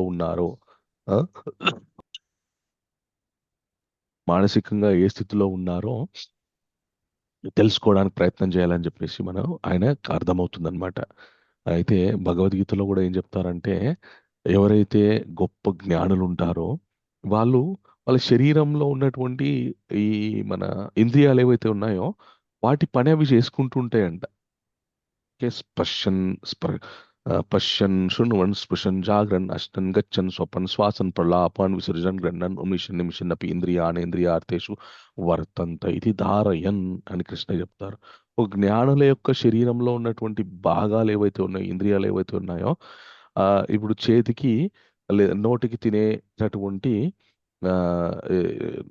నాలుక, అలాగే నోరు అనే ఇంద్రియం చేసేటటువంటి పని తినడం, కళ్ళు అనేటటువంటి ఇంద్రియాలు చూడడము, చెవులు అనేటువంటి ఇంద్రియాలు యొక్క పని వినడము. ఈ ఇంద్రియాలు వాటి పని అవి చేసుకుంటూ ఉంటాయంట. కానీ జ్ఞాని మాత్రం ఆ ఇంద్రియాలు చేసేటటువంటి పనికి అటాచ్ అవ్వడంట. సో ఆ పని అవి చేస్తూ ఉంటాయి. ఓకే, ఇప్పుడు ఒక కంప్యూటర్ ఉందనుకోండి, ఓ ల్యాప్టాప్ ఉందనుకోండి, ఆ ల్యాప్టాప్లో మనం ఎన్నో సినిమాలు వేసుకొని చూసి ఆ సినిమాలు చూస్తూ సెంటిమెంటల్ ఫీల్ అయిపోయి ఏడవచ్చు. ఓకే, కానీ ఆ ల్యాప్టాప్లో ఉన్నటువంటి సినిమాలు ఆ ల్యాప్టాప్ ప్లే చేస్తున్నంతసేపు మనం ఏడుస్తాం, కానీ దాని నుండి ఏం ఏడుపు రాదు. ఓకే, సో దాంట్లో ఉన్నటువంటి విషయాన్ని అది మనకు డిస్ప్లే చేస్తుంది తప్ప దాని మీద ఎలాంటి అటాచ్మెంట్, సెంటిమెంట్ అది పెట్టుకోదు. అది అంటే చరించే జీవి, జీవం లేనటువంటి జీవి కాబట్టి అలా ఉంది అని మనం అనుకోవచ్చు, అని అనవచ్చు. అదే విధంగా ఒక జ్ఞాని కూడా ఉంటాడనమాట. తన లోపల ఉన్నటువంటి ఇంద్రియాల యొక్క సుఖాలు, ఇంద్రియాలు అనుభవించేటటువంటి విషయాలు ఆ ఇంద్రియాలకి ఇస్తూనే ఉంటాడు. కానీ వాటికి ఆయన ఏం చెలించిపోయి అటాచ్ అయిపోడు అనమాట. అది జ్ఞానుల యొక్క స్థితి అనమాట. ఈ పుండరీక విద్య అనేది కూడా అంత గొప్ప జ్ఞాని, అంత గొప్ప భక్తుడు అనమాట. ఓకే. సో అందు గురించి గదాధర్ పండిత్ ఆయన నుండి దీక్ష తీసుకుంటారు. ఓకే. సో ఆ తర్వాత అది పుండరీక విద్య అనేది యొక్క గొప్ప చరిత్ర. ఓకే. ఆ తర్వాత ఈరోజు ఇంకా ఎవరు అంటే రఘునందన ఠాకూర్ అపీరెన్స్ డే, ఆయన యొక్క ఆవిర్భావం కూడా. వీరు కూడా ఆ మహాప్రభు గౌరలీలలో ఒక ముఖ్య పాత్ర పోషించారు. ఓకే. సో ఈ రఘునందన ఠాకూర వాళ్ళ నాన్నగారి దగ్గర ప్రతినిత్యం కూడా గోపీనాథ విగ్రహం ఉండేది. ఆ గోపీనాథుడికి ఆయన అర్చన చేస్తూ ఉండేవారు. ఆ గోపీనాథుని వాళ్ళు వర్షిప్ చేస్తూ ఉండేవారు. ఈ రఘునందనుడు ఎప్పుడైతే 5 సంవత్సరాల బాలుడుగా ఉన్నాడో, ఒకరోజు వాళ్ళ తండ్రి గారు ఆయనకి, నేను బయటకు వెళ్తున్నాను, మన గోపీనాథ్కి నువ్వు చక్కగా ప్రసాదాన్ని నివేదించు అని చెప్పి చెప్తాడనమాట. చెప్పి ఏం చెప్తాడంటే, ఈ గోపీనాథుని నేను ఆరాధిస్తున్నాను, మా తండ్రి గారు ఆరాధించారు, మా తండ్రి గారు కూడా ఆరాధించారు. మన వంశ పారంపర్యంగా ఈ గోపీనాథుడి యొక్క విగ్రహారాధన అనేటువంటిది జరుగుతుంది. కాబట్టి మనం చాలా శ్రద్ధతోని ఈ గోపీనాథుడికి ఆరాధించాలి. నేను ఇప్పుడు ఈరోజు పని మీద బయటకు వెళ్తున్నాను, నువ్వు ప్రసాదం నివేదించాల్సిందని ఆ సేవని ఇచ్చి ఆయన వెళ్తారనమాట. వెళ్ళిన తర్వాత ఈ రఘునందనుడు చక్కగా ప్రసాదాన్ని చేసి ఆ పూజా మందిరంలోకి వెళ్ళి ఆ గోపీనాథుడు ముందట ప్రసాదాన్ని నివేదిస్తాడు. నివేదించిన తర్వాత ఇంకా విగ్రహం ముందు ప్రసాదం పెడితే మనమంటే పెట్టేసి శ్రీ విష్ణు 3 సార్లు అనేసి, లేదంటే మంత్రాలు చెప్పేసి తిన్నాడు అయిపోయింది వచ్చేసి మనమే తినేస్తాం. కానీ ఆచార్యులు అట్లా కాదు, పరమ భక్తులు, శుద్ధ భక్తులు అట్లా కాదు. పెట్టినమంటే తినాల్సిందే, అంతే. తినకపోతే అక్కడ కదిలేదే లేదు. ఈయన పెడతారనమాట. పెట్టిన తర్వాత తినకపోయేసరికి ఏడుస్తాడు, నా వల్ల ఏదో తప్పు జరిగిందని చెప్పేసి. అప్పుడు భగవంతుడు అర్థం చేసుకొని, ఆ పిల్లవాడి బాధను అర్థం చేసుకొని ప్రత్యక్షంగా వచ్చి భగవంతుడు తినేస్తాడు అనమాట. ఇలాగ రోజు జరుగుతూ ఉంటుంది. ఓ రోజు వాళ్ళ తండ్రి గారు కూడా ఈ విషయాన్ని చూసి ఆశ్చర్యపోతాడు అనమాట. ఆశ్చర్యపోయి, నా కొడుకు సామాన్యుడు కాదు, వీడు ఒక గొప్ప భక్తుడు అని చెప్పేసి వాళ్ళ తండ్రి గారు మనసుకు హత్తుకోవడం జరుగుతుంది అనమాట. అది రఘునందన ఠాకూర్ జీవితంలో జరిగినటువంటి గొప్ప సన్నివేశం. అంటే భగవంతుని కేవలము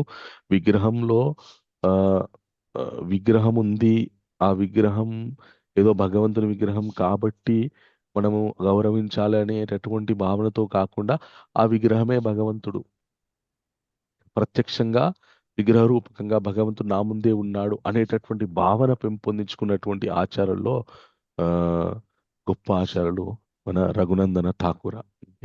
ఆ తర్వాత ఈరోజు మనందరికీ సుపరిచితులైనటువంటి షడగోస్వాముల్లో ఒకరైనటువంటి శ్రీ రఘునాథ దాస గోస్వామి గారి యొక్క ఆవిర్భావ దినోత్సవం. మనందరికీ రఘునాథ దాస గోస్వామి జీవితంలో ఎన్ని త్యాగాలు చేశారో, ఎంత సంపన్న కుటుంబంలో నుండి భౌతిక సంపన్నతని వదిలిపెట్టేసి ఆధ్యాత్మిక సంపన్నుడుగా ఎలా ఎదిగాడో మనందరికీ తెలుసు. వారు వృందావనంలో ఉన్నప్పుడు జరిగినటువంటి కొన్ని ముఖ్యమైనటువంటి లీలల గురించి మనము ఒక్కసారి స్మరించుకొని ఆ తర్వాత ఈరోజు అలాగే విశ్వనాథ్ చక్రవర్తి గారి యొక్క గొప్ప సేవ గురించి కూడా మనం స్మరించుకుందాం. రఘునాథ్ దాస గోస్వామి ఎప్పుడైతే మహాప్రభు వారికి వృందావనంకి వెళ్ళి రాధాకుండ శ్యామకుండకి సేవ చేయమని, రాధాకుండ శ్యామకుండని కాపాడమని చెప్తారో, అప్పుడు రఘునాథ్ దాస్ గోస్వామి రాధాకుండ శ్యామకుండ దగ్గరికి వచ్చి ఆయన అక్కడే సాధన చేసుకుంటూ ఉండేవారు. ఆయన సాధన చేసుకుంటున్నప్పుడు అక్కడ ఈ రాధాకుండ శ్యామకుండ చిన్న బావిలాగా ఉండేవన్నమాట. ఆయనకి మనసులో ఒక భావన కలిగేదంట. ఏంటంటే ఈ రాధాకుండ శ్యామకుండని చాలా మంచి గొప్ప సరోవరం లాగా తీర్చిదిద్దామని చెప్పేసి భావన ఉండేదంట. ఆ భావన వచ్చిన వెంటనే ఆయనకి మనస్సులో తనని తాను నిందించుకునేవాడంట. ఎందుకంటే ఇప్పుడు అది చెయ్యాలంటే చాలా డబ్బు అవసరం. ఇప్పుడు ఆ డబ్బు సంపాదించాలంటే మళ్ళీ సాధన పక్కకు పెట్టాల్సి వస్తుంది. కాబట్టి ఆ ఆలోచన వచ్చినా కూడా రాకుండా దాన్ని అధిగమించి ఆయన జీవిస్తూ ఉండేవారు. ఈ విషయాన్ని కృష్ణుడు అర్థం చేసుకున్నాడు. అర్థం చేసుకొని ఒక భక్తుడు ఉండేవారంట. చాలా సంపన్నుడైనటువంటి ఒక భక్తుడు ఉండేవాడంట. ఆయన కాలినడకన బద్రికాశ్రమానికి వెళ్ళారంట. బద్రీనాథ్ వెళ్ళారంట. అక్కడ ఉన్నటువంటి ఆ బద్రీనారాయణుణ్ణి ఆయన మనస్ఫూర్తిగా వేడుకుంటున్నప్పుడు, ప్రార్థిస్తున్నప్పుడు ఆ రోజు ఆయనకి కలలో ఆ బద్రీనారాయణుడు వచ్చి ఆ బృందావనంలో రఘునాథ దాసు గోస్వామి ఉన్నారు, రఘునాథ దాసుడు ఉన్నాడు, ఆయన దగ్గరికి వెళ్ళి ఆయన రాధాకుండ శ్యామకుండ కాపాడమని చెప్పేసి ఆయనకి ఆజ్ఞ ఉంది, చైతన్య మహాప్రభుది నా ఆజ్ఞ ఉంది ఆయనకి.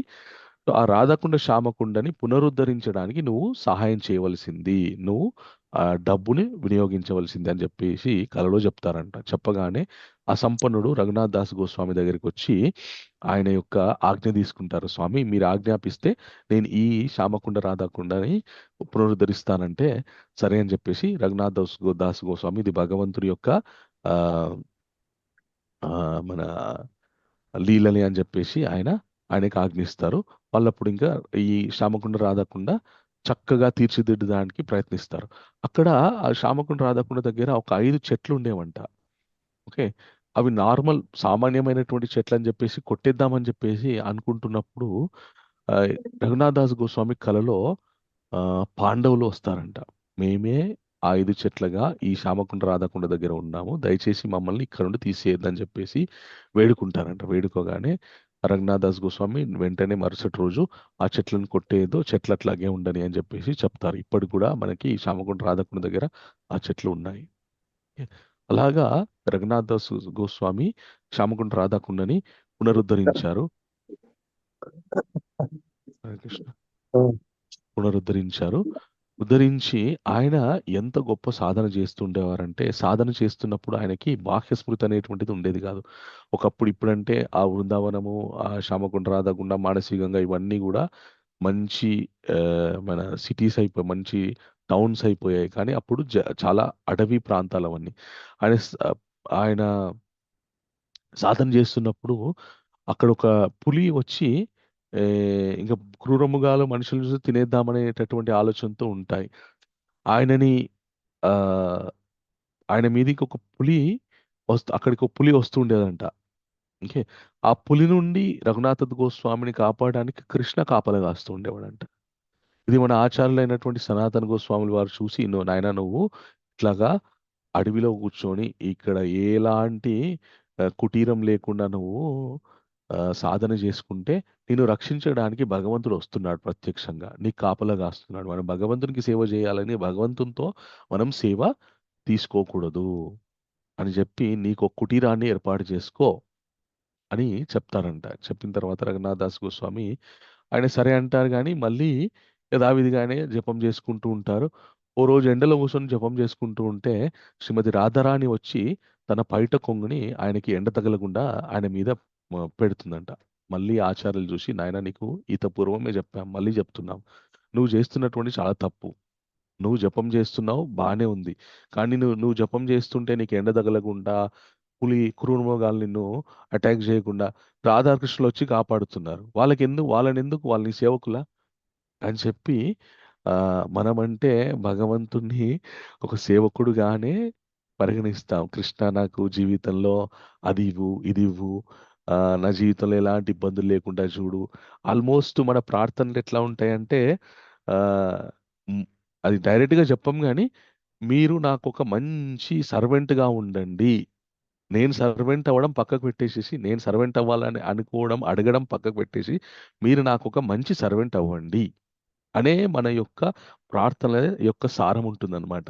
మా ఇంట్లో ఈ ప్రాబ్లమ్స్ ఉన్నాయి, మా ఆవిడ జపం చేయట్లేదు, లేదంటే మా ఆయన జపం చేయట్లేదు, వాళ్ళను నువ్వు డివోటింగ్ చేయి, ఆ, లేదంటే పిల్ల ఇంకా ఏవో శారీరకమైనటువంటి ఇబ్బందులు, వాటి నుండి నన్ను బయటపడేయి, ఆర్థిక ఇబ్బందులు వాటి నుండి నాకు బయటపడేయి, అనుకున్న జాబ్ రావాలి, పిల్లలకి అనుకున్నటువంటి ఉద్యోగం రావాలి, పెళ్ళి కావాలి, ఇవన్నీ తీర్చేసేయను. ఇవన్నీ మీరు తీర్చాలి. తీస్తే నేను జపం చేస్తాను. నేను ఎందుకు జపం చేస్తానంటే మీరు ఇవన్నీ తీరిస్తే అప్పుడు నేను మీకు జపం చేస్తాను అనమాట. ఏదో మనం జపం చేస్తే భగవంతుడికి ఏదో మేలు జరుగుతుంది, ఆయనకి ప్రతి ఒక్క మాల అయిపోగానే ఆయనకు 10,000 రూపాయలు వస్తున్నట్టు. ఆ? ఆ? మీరు నువ్వు ఇవన్నీ చేస్తే నేను నీ జపం చేస్తాను అని మన ప్రార్థన ఉంటుందన్నమాట. కానీ గోస్వాముల యొక్క ప్రార్థన ఎలా ఉంటుందంటే, మీరు నాకు ఏం సేవ చేయకండి, నేనే మీకు సేవ చేస్తా. నేను మీకు సేవ చేయడానికి మాత్రమే నా జీవితాన్ని మీరు ఆ,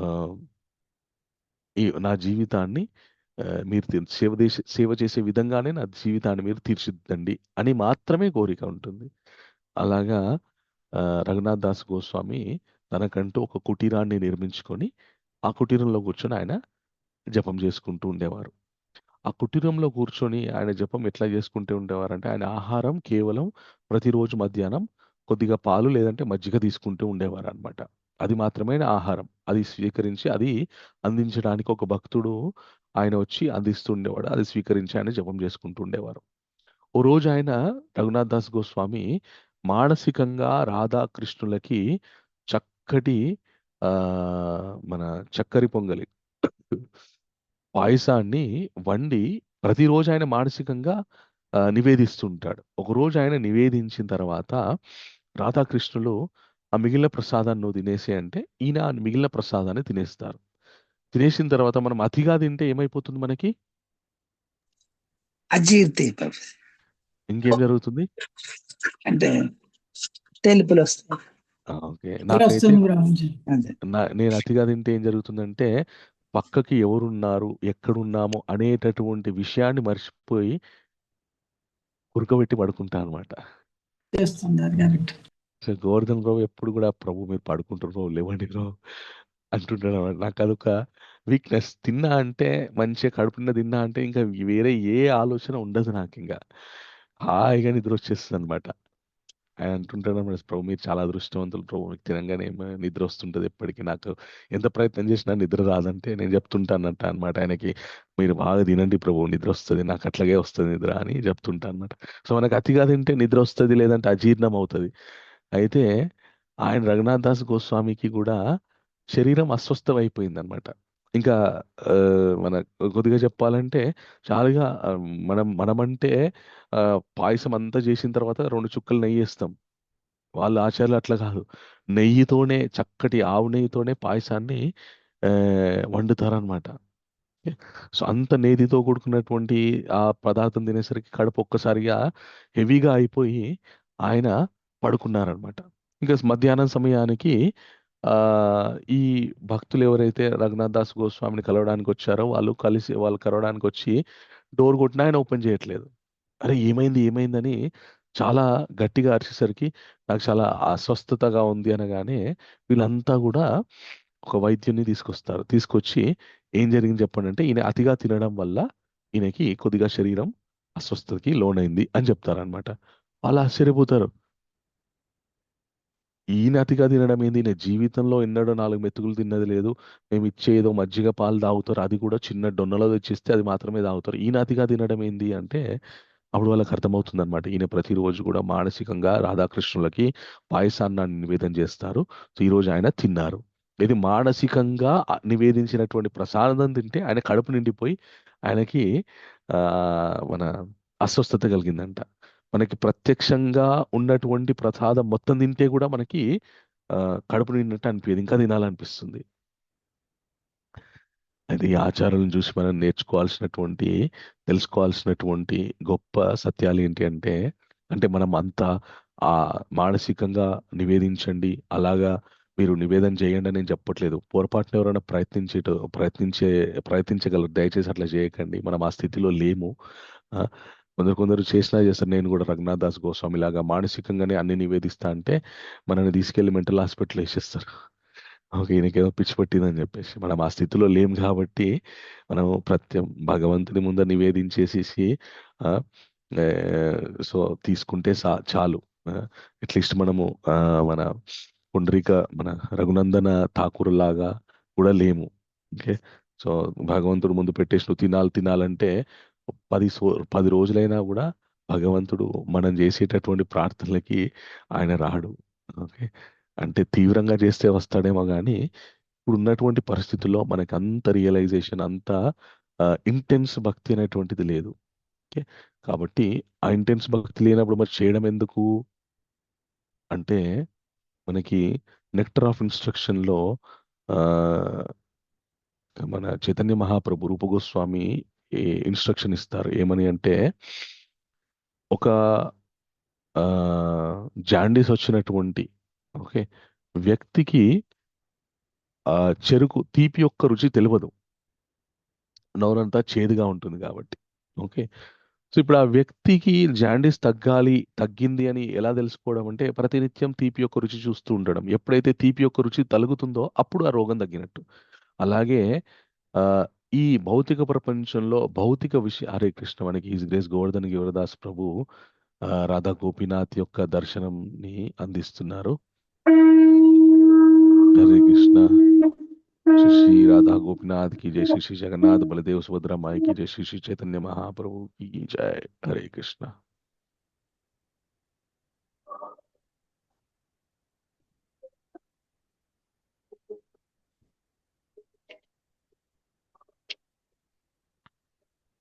कृष्णपादाय कृष्णपृष्ठाय श्रीमते भक्तिवेदांत स्वामी इति नामिने.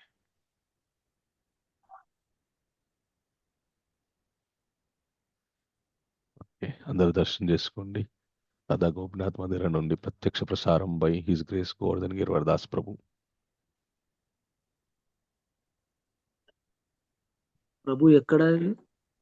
ఇది Secunderabad temple, Radha Gopinath temple. Okay, thank you very much Prabhu. మమ్మల్ని అందరినీ కూడా మా అందరికి కూడా దర్శన భాగ్యాన్ని కల్పించినందుకు. ఓకే, మనం ఎక్కడున్నాము? మానసికంగా భగవంతుడికి ప్రసాదం. రఘునాథ్ దాస్ గోస్వామి. సో రఘునాథ్ దాస్ గోస్వామి ఎన్ఓఏలో ఎలాగైతే మనం భౌతికంగా భౌతికమైనటువంటి విషయాల్లో కూరుకుపోయి భగవంతుని యొక్క భక్తి మాధుర్య ప్రేమ రుచి మనకి దొరకట్లేదు అంటే, దానికి ఉపాయం ఏంటి అంటే, ప్రతినిత్యం కూడా మనము యాంత్రికంగా చేసినా పర్వాలేదు, మెకానికల్గా చేసినా పర్వాలేదు, సాధన చేస్తూ ఉంటే ఎప్పటికొకప్పుడు మనకి ఆ మాధుర్య భక్తి యొక్క రుచి మనకి కలుగుతుంది అని మనకి ఇన్స్ట్రక్షన్ ఇచ్చారనమాట. సో ఎలాగో రుచి కలగట్లేదు కదా, చేసేం ప్రయోజనం అని వదిలిపెట్టకుండా చేస్తూ ఉంటే రుచి ఖచ్చితంగా దొరుకుతుంది. ఓకే, సో ఆ విధంగా మన ఆచార్యులు ఏ విధంగా అయితే ఉన్నారో వాళ్ళ గొప్ప లీలలని మనం ఆదర్శంగా తీసుకొని స్మరించుకొని ఆ లెవెల్కి మనం ఎదగలేకపోయినా కూడా అదొక లెవెల్ అనేటటువంటిది మనము టార్గెట్గా పెట్టుకొని మనము తెలుసుకొని, ఎందుకంటే ఎప్పుడైనా ఆచార్యులతోటి మనం ఏం కంపారిజన్ చేసుకోవాలి అంటే, మనం చేసేటటువంటి సాధన చాలా చాలా తృణప్రాయమైనటువంటిది, చాలా చాలా తక్కువ స్థాయిది అనేటటువంటి భావనతోటే ఉండాలి. ఆచార్యులతోటి మనం కంపేర్ చేసుకోలేదనుకోండి, మనకి అహంకారం వచ్చేస్తుంది, నేను గొప్ప సాధన చేస్తున్నానని చెప్పేసి. అది వచ్చిందంటే ఇంకా పుణ్యకాలం మొత్తం పాడైపోతుంది. కాబట్టి మనం అంత ఆ లెవెల్లో చేయకపోయినా ఏ లెవెల్లో చేస్తున్నామో, ఏ లెవెల్లో అయితే మనం చెయ్యాలో ఆ లెవెల్లో చేస్తూనే నేను చేసేది చాలా తునప్రాయమైనటువంటి సాధన అనేటటువంటి భావనతో ఉండాలి. అలాగా రఘునాథ్ దాస్ గోస్వామి చైతన్య మహాప్రభు ఇచ్చినటువంటి శాలగ్రామ మన గోవర్ధన శిలని ప్రతినిత్యం ఆయన ఆరాధిస్తూ, రాధా గోకులానంద వృందావనంలో ఉన్నటువంటి రాధా గోకులానంద దేవాలయంలో ఇంకా గోవర్ధన శిల ఉందన్నమాట. క్షమించండి. ఆ గోవర్ధన శిలని ఆయన ఆరాధిస్తూ ఆయన శరీరాన్ని వదిలిపెట్టి, ఆయన సమాధి కూడా మనకి వృందావనంలో ఉంది. ఓకే, ఆ తర్వాత ఇంత గొప్ప ఆచార్యులని మనకి ప్రతినిత్యం కూడా ఆరాధించుకుని వారికి ప్రణామం చేస్తూనే మన దినచర్య మొదలవ్వాలి అనేటటువంటి ఒక నియమాన్ని మనకు అందించినటువంటి ఇంకొక గొప్ప ఆచారుల యొక్క తిరోభావమా ఆవిర్భావమా విశ్వనాథ చక్రవర్తి తిరోభావ దినోత్సవం శ్రీల విశ్వనాథ చక్రవర్తి ఠాకూర్ ఆయన మనకి ఏమందించారు? గురువాష్టకం ప్రభుజీ. Very good. సంసార ధామ లలిత లోక ప్రణాయకారుణ్య ఘన ఘనత్వం అనేటటువంటి గురువందన అష్టకంతోటే మన భక్తి సాధన, మన ప్రతి దినచర్య, ప్రతిరోజు మన యొక్క రోజు మొదలవ్వాలని, మనకి ఆచారులకి వందనం చేస్తూనే మన దినచర్య మొదలవ్వాలని మనకి గొప్ప అష్టకాన్ని ఇచ్చారు శ్రీల విశ్వనాథ చక్రవర్తి ఠాకూర్. అలాగే మన సాంప్రదాయం మనకి ఈ మన బ్రహ్మమాధవ్ గౌడీయ సాంప్రదాయం ఏదైతే ఉందో ఈ సాంప్రదాయానికి ఒక ప్రాముఖ్యత సంతరింపజేయడానికి కావలసినటువంటి ఒక గొప్ప ఆచార్యుని కూడా ఆయన తయారు చేశారు. ఆయన యొక్క శిష్యుడైనటువంటి శ్రీల బలదేవ్ విద్యాభూషణ్ గారు చేసినటువంటి గొప్ప సేవ ఏదైతే ఉందో అది మన సాంప్రదాయానికి ఒక కిరీటం లాంటిది. మనందరికీ తెలుసు బలదేవ్ విద్యాభూషణ్ రాధా గోవిందదేవుని ప్రార్థించి రాధా గోవిందదేవు చెప్పినటువంటి భాష్యాన్ని ఆయన బ్రహ్మసూత్ర భాష్యాన్ని ఆయన మనందరికీ అందించారు. ఎప్పుడైతే రాధా గోవిందదేవు జైపూర్లో ఉన్నటువంటి రాధా గోవిందదేవుగా కాకుండా లక్ష్మీనారాయణగా పూజించాలి అనేటటువంటి అంశం వచ్చినప్పుడు బలదేవ్ విద్యాభూషణ్ గారు వాదోపవాదాలు వినిపించినప్పటికీ కూడా వాళ్ళు రాధా గోవిందదేవుని ఆరాధించడానికి ఒప్పుకోలేదు. ఎవరు రామానుజ సాంప్రదాయానికి చెందినటువంటి ఆచార్యులు.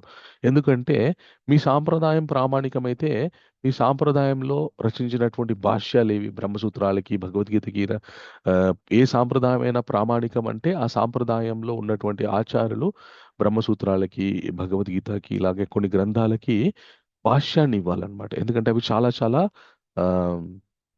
ముఖ్యమైనటువంటి శాస్త్రాలు. సో మీ సాంప్రదాయంలో ఎవరిచ్చారు భాష్యం అంటే ఈయన నేను ఇస్తానని చెప్పేసి అతి కొద్ది కాలంలోనే ఆ భాష్యాలను అందించి అందరినీ ఆశ్చర్యచకితులను చేసి మళ్ళీ రాధా గోవింద దేవుడి యొక్క ఆరాధన పునః ప్రారంభింపజేశారనమాట. అలాంటి గొప్ప శిష్యుని అందించినటువంటి వారు శ్రీల విశ్వనాథ చక్రవర్తి ఠాకూర్. ఈరోజు వారి యొక్క తిరోభావ దినోత్సవం. మనం అందరం కూడా ఈ గొప్ప ఆచారాలు ఎవరైతే ఉన్నారో ఈరోజు మనం భాగవతంలో విన్నటువంటి శ్లోకంలో శ్రీల వ్యాస భగవానుల వారు ఈ బ్రహ్మతత్వం గురించి చెప్పినప్పటికీ కూడా ఆయన సంతృప్తి చెందలేదు. ఆయన మళ్ళీ భగవంతుని యొక్క సస్వరూప లీలలని అందించడానికే ఆయనకి నారదముని ద్వారా ప్రేరణ కలిగిందనమాట. అయితే మనకి అలాగా భగవంతుని యొక్క సస్వరూపాన్ని ఆరాధించి తమ యొక్క జీవితాన్ని ఆనందమయం చేసుకున్నటువంటి గొప్ప ఆచారులు ఈ మన విష్ణుప్రియాదేవి, పుండరీక విద్యానిధి, రఘునందన ఠాకూర, రఘునాథ్ దాస గోస్వామి, శ్రీల విశ్వనాథ చక్రవర్తి ఠాకూర్. వీళ్ళు గొప్ప గొప్ప ఉదాహరణలు మనకి. మనం చేసేటటువంటి సాకార ఆరాధన ఏదైతే ఉందో దానికి ప్రామాణికమైనటువంటి ఆచారాలు వాళ్ళ జీవితంలో వాళ్ళు ఆ సాకార రూపాన్ని ప్రత్యక్షంగా ఆరాధించి ప్రత్యక్షంగా భగవంతుని ప్రసన్నం చేసుకొని ఉదాహరణగా నిర్మించినటువంటి ఈ యొక్క ఆచారాల జీవితాన్ని మనం పరిశీలిస్తే సాకార ఆరాధనలో మనకి ఎంత ఆనందం ఉంది అనేటటువంటి విషయం మనకి అర్థమవుతుంది. సో అది మనము ఈ ఆచార్యుల యొక్క జీవిత చరిత్ర గురించి తెలుసుకోవాల్సినటువంటి ముఖ్య అంశాలు. అలాగే ఈరోజు చాలా గొప్ప తిథి. మనందరం కూడా ప్రతినిత్యము ప్రార్థనలు చేసేటప్పుడు నారాయణం నమస్కృత్య నరం చేనవరోత్తమం దేవీం సరస్వతి వ్యాసం తదో జయముదిరియేతని ఆ నారాయణుణ్ణి, వ్యాస భగవానుణ్ణి, ఆ తల్లి సరస్వతి దేవిని మనం ప్రార్థిస్తూ ఉంటాం. ఆ తల్లి యొక్క కృప వల్ల మన నాలుక మీద 4 అక్షరాలు ఆడుతున్నాయంటే ఆ తల్లి యొక్క కృప. సో ఆ తల్లి యొక్క ఆవిర్భావ దినోత్సవం ఈరోజు. మనకి పురాణాల్లో ఏం చెప్తారంటే ఒకానొకప్పుడు బ్రహ్మ సృష్టిని చేయడం మొదలుపెట్టిన తర్వాత మనుషులకి వాక్కు అనేటువంటిది ఇవ్వలేదంట. ఇవ్వకపోయేసరికి మన ఎవరైతే అప్పుడు ఆయన సృష్టించినటువంటి ఈ ప్రజాపతులు వాళ్ళు మిగతా వాళ్ళు కేవలం సైగలతోనే సంభాషణ చేసుకునేవారంట. అప్పుడు ఆయనకి ఆ బ్రహ్మకి ఈ తను చేసినటువంటి సృష్టిలో ఉన్నటువంటి లోపం అర్థమైందంట. అర్థమవ్వగానే ఆయన భగవంతుని ప్రార్థించారు, విష్ణువుని ప్రార్థించారు. ప్రార్థించగానే కృష్ణుడు ప్రత్యక్షమయ్యారంట. ప్రత్యక్షమయ్యి శివుడి యొక్క శరీరంలో నుండి ఒక స్వరూపాన్ని ఆయన సృష్టించారంట. ఆవిడే తల్లి సరస్వతి. ఆవిడ పేరే వాగ్దేవి. మనందరికీ ఇప్పుడు మనమందరము సంభాషించుకుంటున్నామంటే ఒక భాష యొక్క మాధ్యమంగా మనము సంభాషించుకుంటున్నాం. సో ఈ భాష అనేటువంటిది ఏదైతే ఉందో ఈ భాషా జ్ఞానము వాక్ అనేటువంటిది ఆ తల్లి ఆవిర్భవించిన తర్వాత మనుషులకి ఈ వాక్ అనేటటువంటిది వచ్చిందంట. అందుగురించే ఆ తల్లికి వాగ్దేవి అని నామకరణం జరిగిందంట. మరి శివుడిలో నుండే సరస్వతి దేవిని ఎందుకు సృష్టించారు అంటే మనందరికీ తెలుసు, శివుడు మనకి జ్ఞానాన్ని ప్రసాదిస్తారు. దక్షిణామూర్తిగా మనందరికీ కూడా జ్ఞానాన్ని ప్రసాదిస్తారు. ఆ జ్ఞానం ఉంటేనే మనం భగవంతుని తెలుసుకోగలము. శివుడు మనందరికీ కూడా ఒక ఆచార్యుడు, వైష్ణవ అగ్రగణ్యుడు శివుడని చెప్పవచ్చు మనం. సో ఆయన శరీరం నుండి సరస్వతిదేవిని ఆవిర్భవించేసి ఆ తర్వాత నుండి వాక్కు, భాష్యాలు, సంస్కృతము ఇత్యాది పదాలన్నీ కూడా ఇవన్నీ కూడా సృష్టిలోకి వచ్చాయన్నమాట. అలాగే ఆ తల్లి ఈ గురించి ఇంకొక వృత్తాంతం కూడా ఉంది. ఏంటి అంటే ఒకానొకప్పుడు ఆ పరాశక్తి, భగవంతుని యొక్క శక్తి అయినటువంటి ఆ పరాశక్తి శుంభ నిశుంభులు అనేటటువంటి రాక్షసుల్ని సంహరించడానికి ఆవిడ మూలా నక్షత్రం రోజు సరస్వతిగా ఆవిర్భవించి వాళ్ళని సంహరించడం జరిగిందంట.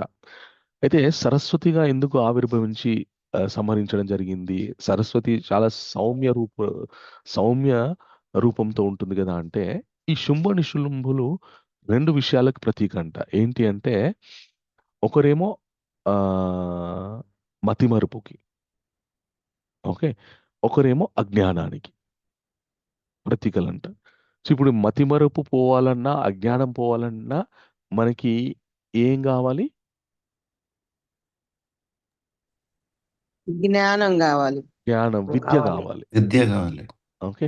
సో అవిద్య పోయి విద్య రావాలి అంటే మళ్ళీ ఆ తల్లి యొక్క కృప ఉండాలి. సో ఆ కృపని మనందరికీ ప్రసారింపజేయడానికి జ్ఞానానికి, మన మతిమరుపుకి అజ్ఞానానికి ప్రతీకలైనటువంటి ఆ శుంభ నిశుంభుల్ని మూల నక్షత్రం రోజు సరస్వతిగా ఆవిర్భవించి సంహరించడం జరిగిందంట. అలాగా ఈ తల్లి యొక్క ఆవిర్భావం జరిగింది. ఈరోజు మనము ఆ తల్లి యొక్క ఆవిర్భావ దినోత్సవాన్ని జరుపుకుంటున్నాం. ఆ తల్లి కృప ఉంటే తల్లి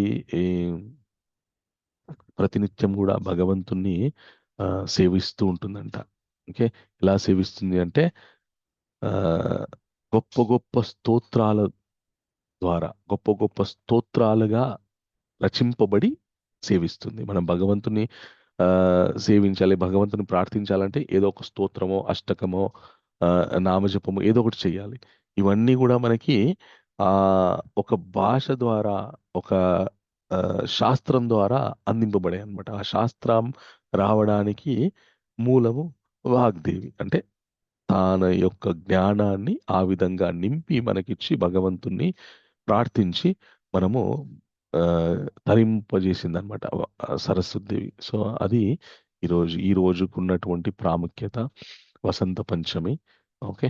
సో ఈ వసంత పంచమి, ఇది మాఘ శుక్ల పంచమి ఏదైతే ఉందో దీన్నే వసంత పంచమిగా మనం అందరం జరుపుకుంటాం. ఈరోజు చాలా పిల్లలకి విద్యాభ్యాసం అవి ఇవన్నీ నేర్పిస్తూ ఉంటారు. భగవంతుని యొక్క నామాన్ని, ఓంకారాన్ని మొట్టమొదటిగా చేత్తో బియ్యంలో రాయిపించి పిల్లల యొక్క విద్యాభ్యాసాన్ని మొదలు పెడతారు. ఎందుకు ఓంకారం అంటే అక్షర రూపకంగా ఉన్నటువంటి భగవంతుడు ఓంకారం అన్నమాట. ప్రణవ సర్వ వేదేషు, వేదాల్లో ఉన్నటువంటి ఆ ప్రణవం ఏదైతే ఉందో నేనే అని కృష్ణుడు మనకి చెప్పాడు కదా భగవద్గీతలో. అందు గురించని ఓంకారాన్ని లిఖింపజేసి పిల్లల యొక్క విద్యని ప్రారంభిస్తారనమాట.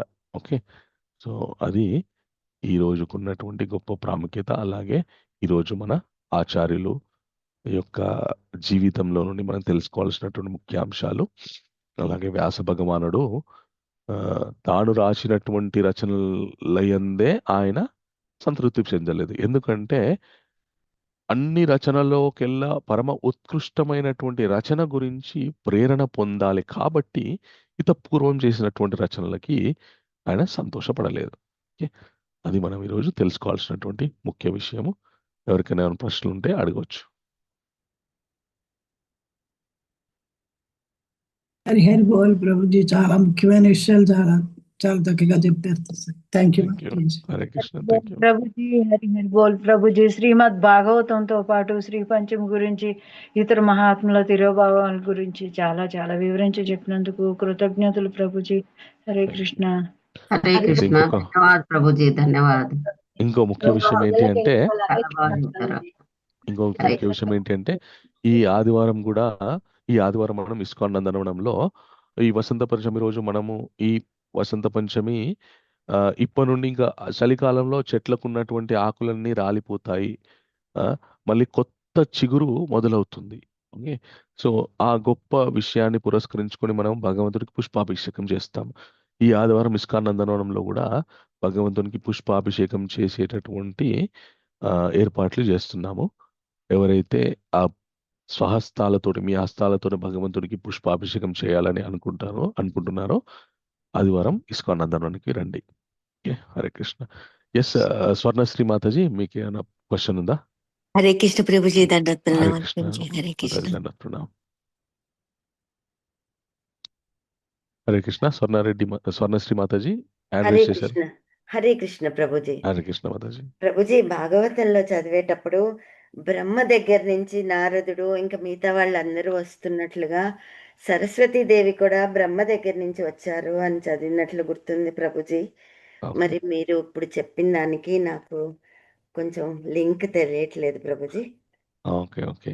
సో బ్రహ్మ శరీరంలో నుండి సరస్వతి ఆవిర్భవించింది అనేటటువంటి విషయం కూడా ఉంది అంటున్నారు మీరు. మరి అది ఇప్పుడేమో మీరు శివుడి శరీరంలో నుండి వచ్చింది సరస్వతి దేవి అని చెప్పేసి అంటున్నారంటే, మీకు బ్రహ్మ వైవర్త పురాణంలో శివుడి శరీరంలో నుండి కృష్ణుడు సరస్వతిని సృష్టించాడు అనేటటువంటి విషయం ఉంది అనమాట. ఓకే. సో మనకి పురాణాలు వివిధ కల్పాల్లో వస్తూ ఉంటాయి. ఓకే. సో ఒకానొక కల్పంలో ఆ విధంగా సరస్వతి దేవి యొక్క ఆవిర్భావం జరిగింది. అంటే ఇప్పుడు మనం ఎలా అర్థం చేసుకోవాలంటే 2 కల్పాల్లో 2 విధాలుగా explain. కొద్దిగా మార్పు ఉంటుంది అని ఓకే. అర్థం చేసుకోవాలి మనం. ఓకే. ఓకే. అయితే ఇక్కడ ఎందుకు ఆ విధంగా అర్థం చేసుకోవాలి అంటే, ఇప్పుడు ఎప్పుడైతే మనం బ్రహ్మ శరీరం నుండి సరస్వతి దేవి ఆవిర్భవించింది, సృష్టి జరిగింది అని అంటే, మళ్ళీ కొందరు పెడర్థాలు తీస్తారనమాట. ఏమనంటే, తన శరీరంలోని పుట్టినటువంటి స్త్రీని ఆయన పెళ్లి చేసుకున్నారు, అదేంటి అది కూడా ఉండింది ప్రభుజీ. అని ఒక అవునా? దరిద్రమైనటువంటి ఆ, విషయాన్ని ముందుకు తీసుకొస్తారనమాట. ఓకే. సో దేవతల యొక్క శరీరాల్లో నుండి వాళ్ళ వాళ్ళ శక్తులు ఆవిర్భవిస్తాయి ఖచ్చితంగా. ఓకే. సో దాన్ని సామాన్యమైన దృష్టితో చూడకూడదు.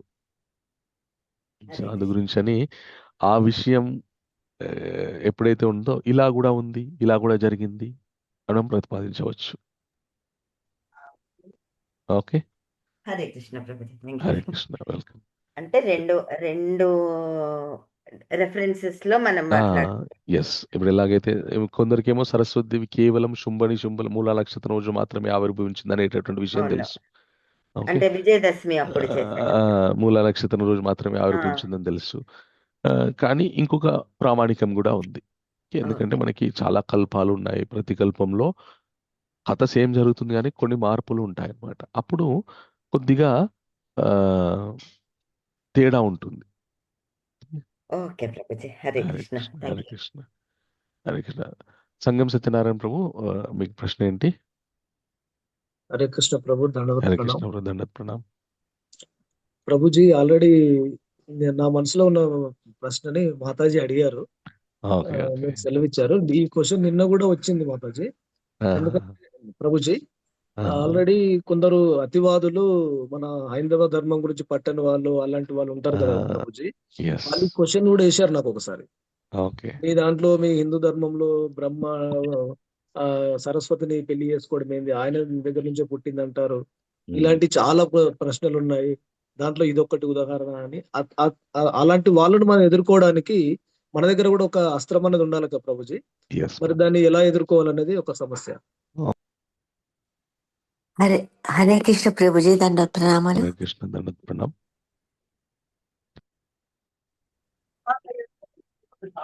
సో అట్లాంటి అతివాదులు ఎప్పుడైతే ఇట్లాంటి తుచ్చమైన ప్రతిపాదనలు తీసుకొస్తుంటారో ఒకటే చెప్పాలన్నమాట.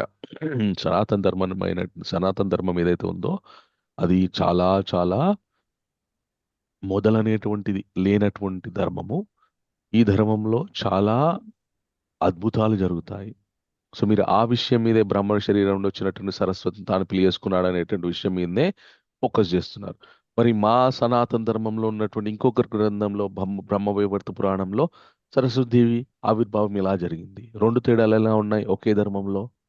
అంటే ఒకానొక కల్పంలో ఇలా జరిగింది, ఒకానొక కల్పంలో ఇలా జరిగింది అని మనం అర్థం చేసుకోవాలి అని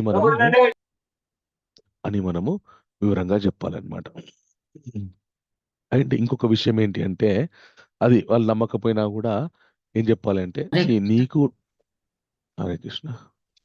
సో మనకి మనుష్య దృష్టితోని దేవతల యొక్క ఆవిర్భావం ఏదైతే ఉందో, మనుష్య శరీరం, మనుష్యుడు ఎవరినన్నా సృష్టించాలంటే శరీరంతో మైథునం చేస్తేనే ఆ అది ఆ సృష్టి జరుగుతుంది. కానీ దేవతలకు అలా కాదు, కేవలం దృష్టి ద్వారా కూడా వాళ్ళు సృష్టి చేయగలరు. కేవలం సంకల్పం ద్వారా కూడా వాళ్ళు సృష్టి చేయగలరు. కేవలం శరీరంలో ఉండి వచ్చే స్వేద బిందువుల ద్వారా కూడా దేవతలు సృష్టి చేయగలరు. ఓకే, ఇలాగా ఇంత గొప్పది మా సనాతన ధర్మము, ఓకే అని మనము చెప్పాలన్నమాట. మీకు మీకు మీ ఇప్పుడు సైన్స్ ఏదైతే మన టెస్ట్ ట్యూబ్ బేబీస్ ఇవన్నీ సృష్టిస్తుందో, నేను ఒక కొంతకాలం క్రితం ఒక వార్త చదివాను నేను. ఒక ఆవిడ వాళ్ళ కూతురికి పెళ్లి చేసిన తర్వాత కూతురికి సంతానం కలగలేదంట. చాలా కాలం కూతురికి సంతానం కలగలేదు. డాక్టర్ దగ్గర పరీక్ష చేయించుకున్న తర్వాత ఏం తెలిసిందంటే, కూతురికి ఆ గర్భాశయంలో సంతానాన్ని పెంపొందించేటటువంటి శక్తి లేదని తెలిసిందంట. తెలిస్తే ఇది చాలా వినడానికి చాలా హేయంగా, చాలా దారుణంగా ఉంటుంది. కానీ జరిగింది. ఏం జరిగిందంటే, ఆ అల్లుడి యొక్క శుక్రకణాల్ని అత్త లోపల పెట్టి టెస్ట్ ట్యూబ్ బేబీని ప్రిపేర్ చేశారంట. ఓకే, ఇది మన సైన్స్ దాన్ని అంగీకరించింది. ఇప్పుడు ఆ కూతురికి తల్లి అయింది. మళ్ళా తల్లియే సంతానం ఇచ్చింది. మళ్ళీ ఇప్పుడు ఆ పిల్లోడు ఈవిడికి ఏమవుతాడు? తమ్ముడు అవుతాడా, కొడుకు అవుతాడా? సో సైన్స్ లో అట్లా చేసినప్పుడు, దాన్ని అంగీకరించినప్పుడు, మరి అట్లాంటప్పుడు అది తప్పు అని చెప్పి వాళ్ళు ఎందుకు కొట్టలేదు వాళ్ళని చాలా కాలం వెళ్ళి? మన శాస్త్రాల్లో చెప్తే మాత్రం తప్పులు అవి, సైన్స్ పరంగా చేస్తే మాత్రం తప్పు కాదు అది. ఓకే, సో అట్లా ఇట్లా కూడా ఉన్నాయి. మరి ఇవి కూడా మీరు పరిశీలన చేసి మరి వాటికి వ్యతిరేకంగా మీరు నోరెత్తాలి మరి అని మనము ఇట్లాంటి వాటి విషయాలు కూడా మనం చెప్పాలన్నమాట. సో అట్లా ఇప్పుడు నమ్మద్దు అని నిశ్చయించుకున్నవాడు ఎన్నో పెడార్థాలు తీస్తారు. నమ్మాలి అని నమ్మకంతో వచ్చిన వాళ్ళు ఆ విషయంలో ఉన్నటువంటి మంచిని అర్థం చేసుకొని చెడుని పక్కకు పెట్టేసేసి మంచి మీద మాత్రమే దృష్టి సారిస్తాడు. అందుకే కృష్ణుడు మనకు భగవద్గీతలో ఏం చెప్పారంటే, సహజం కర్మ కౌంతేయ సదోషం అపినత్యజేత్ సర్వారంభ హి దోషేన ధూమేనాగ్రిత్ ఇవ వ్రతాహ అన్నాను అనమాట. అర్జున, నిప్పులో మంటలో ఎలాగైతే పొగ ఉంటుందో ప్రతి విషయంలో కూడా దోషం ఉంటుంది. ఆ దోషం వైపే మనం దృష్టి కేంద్రీకరిస్తే మనము దోషులమవుతాము. ఓకే, సో వెలుగుతున్న మంటని ఆస్వాదించు, ఆ వెలుగుని ఆస్వాదించు. ఆ మంటలో ఉన్నటువంటి పొగ వైపే చూస్తే కళ్ళు మండుతాయి.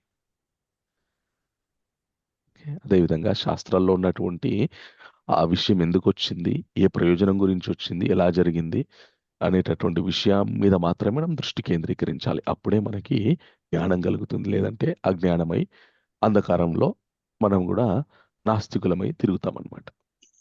ఈ విధంగా వివరించి చెప్తే, అతివాదులు తృప్తి చెందని వాడు ఏం పెట్టినా తృప్తి చెందడు. సో మన ప్రయత్నం అయితే రీజనింగ్ ఇవ్వాలి అంతే, అప్పటికి నోరు ముయించడానికి. వాడికి అదృష్టం ఉంటే వాడు కూడా మెల్లగా తెలుసుకొని అర్థం చేసుకుని జ్ఞాన సాధన చేస్తాడు. లేదంటే ఇంకా అయిపోయింది అంతే. ఓకే ఓకే, ఎస్ దీనశరణ దేవి మాతాజీ. హరే కృష్ణ ప్రభుజీ, దండవత్ ప్రణామ్. కృష్ణ కాన్షియస్ వసంత పంచమి ప్రభు. సో ఈరోజు చాలా అద్భుతంగా చెప్పారు ప్రభు, చాలా మంచి పాయింట్స్. అండ్ ఇప్పటిదాకా మీరు క్వశ్చన్ కి ఆన్సర్ చేసింది 90% జనాలలో ఉండే డౌట్స్ మీరు క్లియర్ చేశారు. మనకి అవే ఎక్కువ రేజ్ అవుతూ ఉంటాయి, ఎక్కువగా అవే అడుగుతూ ఉంటారు. So thank you. అండ్ ఈ రోజు ఇంకో విశేషం ఏంటంటే ప్రభు, ఎవరైతే మాటలు రాకుండా పిల్లలు స్పష్టంగా ఉంటారో వాళ్ళకి ఈ రోజు నుంచి మ్యూజిక్ థెరపీ స్టార్ట్ చేస్తారు ప్రభు. యాక్చువల్ గా క్లాసికల్ ఎస్ అది చేస్తారనమాట. సో మేము మ్యూజిక్ నేర్చుకొని వచ్చినప్పుడు మేము ఏంటంటే మాకు గురు పరంపర ఉంటది. దానికి అర్చించి మా గురువుని అర్జించి తనకి సేవ చేసుకుంటాం అనమాట. సో అది ఒక్కటే వెరీ షేర్ గుడ్. చేసుకోవాలనిపించింది ప్రభు. హరే ఎస్ విద్య ఆరంభానికి మంచి రోజు ఈ రోజు. థ్యాంక్ యూ మాతాజీ. పద్మిని హరిప్రియ మాతాజీ చెప్పండి. మీరే మా డౌట్స్ క్లారిఫై చేయాలి. మీరే డౌట్స్ అడిగితే ఎట్లా?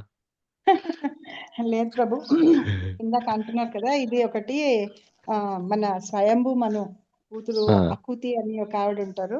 ఆ, అకుతి ఆవిడ రుచి అనే ఆయనని పెళ్లి చేసుకుంటారు. అయితే ఓకే. మనకి ఇక్కడ శాస్త్రాల్లో ఎట్లా ఉంటుందంటే ప్రభు, ఆ, కొన్ని కారణాలుగా భగవంతుడు వాళ్ళకి జన్మిస్తారని తెలుస్తుంది. అప్పుడు ఏం ఎస్ చేశారంటే ఈ స్వయంభూ మను భగవంతుడే స్వయంగా వస్తాడని తెలిసి యజ్ఞుడు ఎస్ తర్వాత దక్షిణ ఇద్దరు అన్నమాట, కూతురు కొడుకు ఇద్దరు, ఒక అమ్మాయి ఒక అబ్బాయి పుడతారు.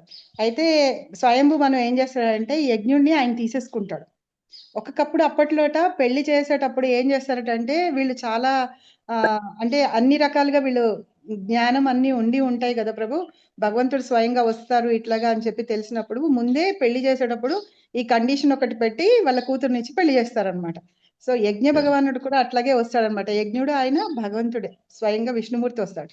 ఆయనతో పాటు లక్ష్మీదేవి కూడా వస్తుంది. ఎస్ వచ్చిన తర్వాత ఈ స్వయంభూ మన దగ్గర పెరుగుతుంది, అకూతి రుచి దగ్గర కూతురు పెరుగుతుంది. ఓకే తర్వాత వాళ్ళిద్దరికి పెళ్లి చేస్తారు. ఓకే యజ్ఞుడికిను మళ్ళీ దక్షిణ ఆవిడికి వాళ్ళిద్దరికి, అంటే లక్ష్మీనారాయణులు వాళ్ళిద్దరికి పెళ్లి చేస్తారనమాట. అయితే ఇక్కడ ఎస్ శ్రీల ప్రభుపాద ఏం చెప్తారంటే, ఎప్పుడు లక్ష్మీదేవి విష్ణు భగవానుడి యొక్క నిత్య దేవేరి కాబట్టి వాళ్ళిద్దరూ ఆ ఒకే తల్లి గర్భంలో జన్మించినా సరే వాళ్ళని ఎవరు వేరు చేయలేరు. కానీ వాళ్ళు ఏంటంటే ఈ భౌతికమైన వాటన్నిటికీ వాళ్ళు అతీతంగా ఉంటారు. కరెక్ట్ వాళ్ళు వచ్చేది ఎందుకంటే కొన్ని కార్యాలు చేయడానికి వస్తూ ఉంటారు. ఇదే కరెక్ట్ యజ్ఞుడు ఒకసారి ఆ ఇంద్రుడు తన సీటు ఖాళీ అయినప్పుడు ఆయన వెళ్ళి ఇంద్ర ఇదిగా కూడా ఉంటారన్నమాట. సో అట్లా ఎస్ యజ్ఞ భగవంతుడు అలా అవతారం తీసుకొని వస్తారు. అలాగే తప్పులేదు అని చెప్పేసి. అలాగే కరెక్ట్ పరాశరి మునిది కూడా ఒకటి మీకు తెలిసే ఉంటుంది స్టోరీ. సో ఆయన కూడా అట్లాగే చేస్తారనమాట. కాబట్టి మన శాస్త్రాల్లో ఏం చెప్తున్నారు ఇది అంటే, అక్కడ కొన్ని పనులు జరగాల్సినవి ఉంటాయి. కరెక్ట్ జరగాల్సినవి ఉంటాయి కాబట్టి భగవంతుడే స్వయంగా వస్తూ ఉంటారు. ఆయన అవతారం తీసుకొని అలాగా వచ్చి ఇలాగా చేస్తూ ఉంటారు. వాటిని మనం పట్టుకొని మనం ఇలా చేస్తే ఏంటి అని కాదు. ఎస్ కలియుగంలో అంతా ముందే చెప్తాం, మనం చదువుకుంటున్నాం కదా, అందరూ మందమతులై ఉంటారు, అంటే అనవసరంగా ఆలోచిస్తూ ఉంటారు, అలా చేస్తే మనం తప్పులేదా అని ఇలా ప్రభుపాద అదే చెప్తూ ఉంటారు. ఇంకొకటి ఎస్ బ్రహ్మదేవుని యొక్క సృష్టి జరుగుతూ ఉంటుంది కదా, అది థర్డ్ క్యాంటోలో ఉంటుంది. అందరినీ సృష్టించిన తర్వాత వాక్కు అని ఒక ఆవిడని సృష్టిస్తారు. ఇందాక మాతాజీనో ప్రభు ఎవరు అన్నారు కదా, వాక్కు అని సృష్టించిన తర్వాత ఆయన ఏం చేశారంటే ఆవిడ వెనకాల వెళ్తారు. ఆవిడ వెనకాల వెళ్ళి ఆవిడే సరస్వతి దేవి గాని. యాక్చువల్ గా మనం చెప్పుకోవాల్సింది ఏంటంటే, ఇప్పుడు బ్రహ్మదేవుడు మనకి వేదాలు అన్ని ఉన్నాయి, వాళ్ళకి శక్తులు అన్నమాట. ఇప్పుడు ఎస్ శివుడికి కానీ సరే, పార్వతీదేవి అంటే ఆవిడ శివుని యొక్క శక్తి. అలాగే ఎస్ కృష్ణుడికి ఎట్లా అంటే రాధారాణి ఆయన యొక్క శక్తి కదా, ఎస్ అలా అన్నమాట. సో అలాగా మనం భావించాలి. కానీ మనం ఎలా అయితే స్త్రీ పురుషులు ఎట్లా ఇది ఉంటామో అలాగా దేవీ దేవతల్ని అలా భావించకూడదు అని కూడా శ్రీల ప్రభుపాద అందులో పర్పట్లలో రాస్తారు. సో మీకు కరెక్ట్ వీలైతే చదవండి, బ్రహ్మ యొక్క సృష్టి అది ఎస్ ఎస్ ఉంటుంది కదా, అది ఓకే ఎస్ ప్రభు, అది చెప్దాం కొంచెం అని. థ్యాంక్ యూ వెరీ మచ్ అంటే అందుకే అన్నాను మీరు మా డౌట్స్ క్లారిఫై గంట చేస్తారు. చదువుతున్నాం ఇప్పుడు. సో ఎస్ మొన్ననే ఎస్ ఆన్సర్ రాశాను యజ్ఞుడు అది. 4.2లో 4.1లో ఉంది కదా మాతాజీ. అవును అవును అవును అవును మాతాజీ. ఫస్ట్ అందుకే పరీక్ష మాతాజీ ఫోర్త్ గంటలో ఫస్ట్ చాప్టర్ లో 4th అవును శ్లోకంలో. మాతాజీ అవును మాతాజీ అవును. ఓకే థ్యాంక్ యూ ప్రభు. మాతాజీ, ధన్యవాద్ ప్రణవ్, మంచి సజెషన్ హ్యాండ్ చేశారు. రైజ్ చేయడానికి అవసరం. ఇప్పుడు క్లియర్ గా అర్థమైంది, ఈ విధంగా ఎదుర్కోవచ్చు ఎవరైనా అయినా కూడా. ప్రభు చెప్పింది మాతాజీ హరే కృష్ణ, హరి బోల్ మాతాజీ, హరి సో ఒక ముఖ్యమైనటువంటి ప్రయోజనాన్ని నెరవేర్చడానికి భగవంతుడు అట్లాగా లీలలు చేస్తుంటారంట. మనకి ఎవరైనా అంటే మనం మామూలు దృష్టితోని మానవ దృష్టితోని కళ్యాణం పెళ్లి అనగానే శారీరక సంబంధం అనేటటువంటి ఆలోచనతోటి మనము ఆలోచిస్తాం కాబట్టి తప్పుగా అనిపిస్తుంది అనమాట. కానీ దేవతలకి ఆ శరీర సంబంధం అనేటువంటిది ఉండదు. సో వాళ్ళు మన లోక కళ్యాణం గురించి వాళ్ళ కళ్యాణం అనేటువంటివి జరుగుతాయి. Okay, thank you very much Mataji, చక్కగా చెప్పారు. హరే కృష్ణ. ప్రభుజీ అందుకే ప్రభుజీ శాస్త్రాలు చాలా క్షుణ్ణంగా ఎందుకు చదవాలి అంటే ఇందు గురించే ప్రతి ఒక్క విషయం వెనకాల ఉన్నటువంటి విషయాలు ఏవైతే ఉన్నాయో లాజిక్ రహస్యం ఏదైతే ఉందో అది తెలుస్తుంది కాబట్టి మనం శాస్త్రాలు రెగ్యులర్గా స్వాధ్యాయం చేస్తూ ఉండాలి. ఓకే, ఎస్ చెప్పండి ప్రభు. ఇది దాన్ని హ్యాండ్ రైజ్ చేయడం కావట్లేదు, క్షమించండి. చెప్పండి. తర్వాత ఏంటంటే ఇప్పుడు ఈ క్వశ్చన్ కొనసాగిస్తూ బ్రహ్మగారు వాగ్దేవతోడు ఈ విధంగా జరిగిన తర్వాత ఆయన ప్రాణత్యాగం చేస్తారేమో కదా దాంట్లో యాక్చువల్గా. అయితే ఇంకొక సందర్భంలో ఏం జరుగుతుందంటే తన శరీరంలో నుండే ఒక స్త్రీని సృష్టిస్తారు బ్రహ్మదేవుడు. సృష్టించిన తర్వాత ఆవిడ మీద మోహం కలుగుతుంది. ఈయనకి మోహం కలగగానే కలిగిన వెంటనే ఆయన తేరుకుంటారు. అరే, నా శరీరంలో నుండి సృష్టించినటువంటి స్త్రీ మీదే నాకు మోహం కలిగింది చి అని చెప్పేసి ఆ శరీరాన్ని వదిలిపెట్టేస్తారు ఆయన. వదిలిపెట్టించిన తర్వాత ఆ శరీరం పొగమంచుగా మారిపోతుంది. ఆ స్త్రీ ఎవరైతే ఉందో ఆ స్త్రీ గొప్ప తపస్సు చేసి ఆవిడ మానవాళి అందరికీ కూడా ఒక గొప్ప ప్రయోజనాన్ని సమకూర్చడానికి ఆవిడ ఒక గొప్ప తపస్సు చేస్తుంది అనమాట. తపస్సు చేసి మళ్ళీ ఆవిడ తపస్సు చేసి ఆవిడికి ఏం వరం కోరుకుంటుంది అంటే మనుష్యులు పుట్టగానే వాళ్ళకి కామ ప్రచోదనం ఉండకూడదు. ఒక వయస్సు వచ్చేంత వరకు కామ ప్రచోదనం అనేటువంటిది ఉండకూడదు అనేటటువంటి ఈ మనుషులందరికీ కూడా ఈ వరం ఇవ్వండి మీరని చెప్పేసి ఆవిడ గొప్ప తపస్సు చేసి ఆవిడ కోరుకుంటుంది. ఆవిడ యొక్క కోరిక వల్ల మనుషులందరికీ కూడా అందుకే పుట్టినప్పటి నుండి ఒక 13-14 సంవత్సరాల వరకు పిల్లలు ఆటలు ఆడటమే తప్ప కలిసిమెలిసి ఆడపిల్లలు మగపిల్లలు కలిసిమెలిసి ఆడుకున్నా కూడా వాళ్ళకి ఎలాంటి ఫీలింగ్స్ ఉండవు అనమాట. ఎందుకంటే మనకి ఆ తల్లి చేసినటువంటి గొప్ప మన హెల్ప్ అనమాట. ఆవిడనే తర్వాతి జన్మలో అరుంధతి దేవిగా జన్మిస్తుంది. ఆవిడ్ని వశిష్ఠుల వారు పెళ్లి చేసుకుంటారనమాట. ఓకే, సో అదే అన్నమాట జరిగినటువంటి వృత్తాంతం. హరే కృష్ణ ప్రభుజీ. హరే కృష్ణ మాతాజీ. మా ప్రభుజీ కొన్ని శ్లోకాలు అసలు గుర్తుండట్లేదు ప్రభుజీ. మీరు చెప్పిన దానికి కొంచెం వర్స్ నెంబర్ చెప్పరా? ఇందాక ఏది గీతాలో చెప్పారు చూడండి, మా పొగ మంచు అని, మంటలో పొగ ఉంటుంది అని చెప్పేసి. ఇది 18th చాప్టర్ మాతాజీ. శ్లోక నెంబర్ నాకు కూడా గుర్తులేదు సరిగా, కానీ 40 నుండి 46 శ్లోకాస్లో చూడండి ఉంటుంది. Okay Prabhuji, thank you. సహజం కర్మ కౌంతేయ సదోషం అపి నత్యచేత్ సర్వారంభ హి దోషేన తూమేనాగ్నిర్ ఇవ వ్రతాః. అసలు గుర్తు రావట్లేదు ప్రభుజీ, ఎంత ట్రై చేసినా. ఇది ఎవరికి గుర్తురావు మాతాజీ. నేను ప్రత్యేకంగా ప్రతిరోజు కొంత సమయాన్ని శ్లోకాలు మళ్ళీ మళ్ళీ వచ్చిన శ్లోకాలనే మళ్ళీ రిపీట్ చేసుకుంటూ ఉంటాను కాబట్టి అది కూడా నా సాధనలో ఒక భాగం కాబట్టి భగవంతుని యొక్క కృప వల్ల, మన హిస్ గ్రేస్ వరదకృష్ణ ప్రభు గారి యొక్క కృప వల్ల గుర్తుంటాయి అంతే. ప్రతినిత్యం మనం ఎలాగైతే మంత్ర జపం చేస్తామో, హరికృష్ణ మహామంత్ర జపం చేస్తామో, శ్లోకాలు కూడా నాకు ప్రతినిత్యం నేను పారాయణ చేసుకోవడానికి ప్రయత్నం చేస్తూ ఉంటాను అనమాట. హరి బోల్ ప్రభుజీ. అట్లా చేస్తే గుర్తుంటాయి. అదే అప్పుడప్పుడు దిగిలేస్తుంది, ఎంత చదివినా ఏమీ గుర్తుండట్లేదు అనిపిస్తుంది. హరే కృష్ణ. హరే కృష్ణ. వెల్కమ్. సుజాత మాతాజీ, మీ ప్రశ్న ఏంటి?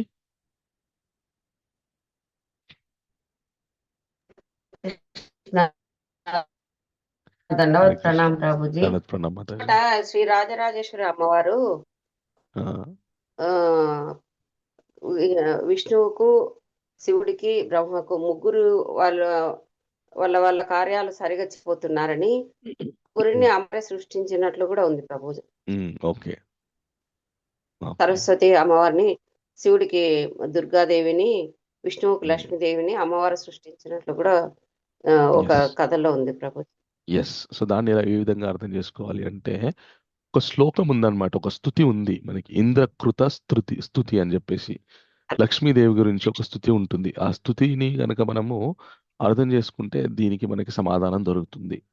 ఓకే, దానిలో ఏమని ఉంటుందంటే, క్షమస్వ భగవతి అంబే క్షమాశీలే అని చెప్పేసి మొదలవుతుంది. క్షమస్వ భగవతి అంబే క్షమాశీలే పరాత్పరే శుద్ధ సత్వ స్వరూపే చ కోపాది పరివర్చితే ఉపమే సత్వ సాత్వీనాం దేవీనాం దేవ పూజితే త్వయా వినా జగత్ సర్వమృత్యుతుల్యం సునిష్ఫలం సర్వసంపత్ స్వరూపత్వం సర్వేషాం సర్వరూపిణి రామేశ్వరి అది దేవి త్వం తత్కలా సర్వయోపిత కైలాసే పార్వతి త్వం చ క్షీరోదే సింధు కన్యక. అలాగే కైలాసే పార్వతం క్షీరోదే సింధు కన్యక స్వర్గే చ స్వర్గలక్ష్మిత్వం అర్థే చ లక్ష్మిశ్చ భూతలే వైకుంఠే చ మహాలక్ష్మి దేవదేవి సరస్వతి గంగా చ తులసి త్వం చ సావిత్రి బ్రహ్మలోకగా కృష్ణ ప్రాణాది దేవి త్వం గోలోకే రాధికా స్వయం అని చెప్పేసి మనకి ఒక స్తుతి ఉంటుందన్నమాట. ఈ స్థుతిలో ఏమనుంటుందంటే అమ్మవారు ఎప్పుడెప్పుడైతే భగవంతుడు ఒక అవతారాన్ని స్వీకరించినప్పుడు తన పక్కన శక్తిగా వచ్చేటటువంటి ఆ శక్తి ఇన్ని స్వరూపాల్ని పొందుతుందన్నమాట. ఇప్పుడు గోలోకి రాధికా స్వయం తల్లి రాధిక నువ్వే శివుడి పక్కన పార్వతిగా, నువ్వే వైకుంఠంలో విష్ణు పక్కన లక్ష్మిగా, నువ్వే బ్రహ్మ పక్కన సరస్వతిగా ఉన్నావంటే ఇప్పుడు రాధిక మన తల్లి ఆ రాధారాణి వారి యొక్క సతీమణి కాదు. మూల శక్తి భగవంతుని యొక్క ఆంతరింగిక శక్తి ఎవరైతే ఉన్నారో ఆ ఆంతరింగిక శక్తి నుండి మిగతా శక్తి స్వరూపాలందరూ కూడా ఆవిర్భవిస్తారనమాట. అండ్ ఎక్కడెక్కడ శక్తి స్వరూపిణిగా ఉంటే అక్కడక్కడ పరిపూర్ణమైనటువంటి శక్తితో ఆవిడ ఉంటుంది. అమ్మవారు ముఖ్యంగా 5 శక్తి స్వరూపాలని పొందుతుంది అని చెప్పేసి చెప్తారు మనకి. ఓకే, అపరాశక్తి రాధికగా, అలాగే లక్ష్మిగా, పార్వతిగా, సరస్వతిగా, ఇలాగా ఆదిపరాశక్తిగా ఇలాగా 5 స్వరూపాలను స్వీకరిస్తుందని చెప్తారనమాట. సో మనం ఆధ్యాత్మిక సాధనలో ఉన్నాం కాబట్టి మూల శక్తి ఒకరే, ఆ శక్తి నుండే మిగతా శక్తి స్వరూపులందరూ కూడా వస్తున్నారు అనేటటువంటి విషయాన్ని మనం అర్థం చేసుకోవాలి. ఇది మనకి శాస్త్ర ప్రామాణికంగా సాక్షాత్ ఇంద్రుడే చెప్పాడనమాట. ఓకే, సో ఇది ఒక ప్రామాణికము. అలాగే శంకరాచార్యుల వారు కూడా లక్ష్మీదేవిని స్తుతిస్తూ ఏమని చెప్తారంటే గీర్దేవతేతి గరుడధ్వజ సుందరేతి శాకాంబరేతి శశేఖర వల్లభేతి అని కనకదార స్తోత్రంలో స్తుతిస్తారనమాట. గీర్దేవతేతి గరుడధ్వజ సుందరేతి అంటే గరుడధ్వజాన్ని అధిరోహించినటువంటి ఆ భగవంతుడికి సతీమణి అయినటువంటి లక్ష్మి అని, అలాగే శాకాంబరేతి శశిశేఖరి వల్లభేతి అని. శశిశేఖరుడు ఎవరు అంటే శశి అంటే చంద్రుడు, ఆ చంద్రవంక ధరించినటువంటి శేఖరుడు అయినటువంటి శివుడికి సతీమైన అయినటువంటి శాకాంబరి దేవి నువ్వే అని లక్ష్మీదేవిని స్తుతిస్తాడు. అదేంటి ఒక లక్ష్మియే లక్ష్మిగా పార్వతిగా ఇలా ఆవిర్భవిస్తుందంటే శక్తి కాబట్టి, వివిధ శక్తి స్వరూపాలు ఆవిడ స్వీకరిస్తుంది కాబట్టి. ఓకే, సో ఆ అమ్మవారు పరాశక్తిగా ఇన్ని శక్తి స్వరూపాలని పొందుతుంది.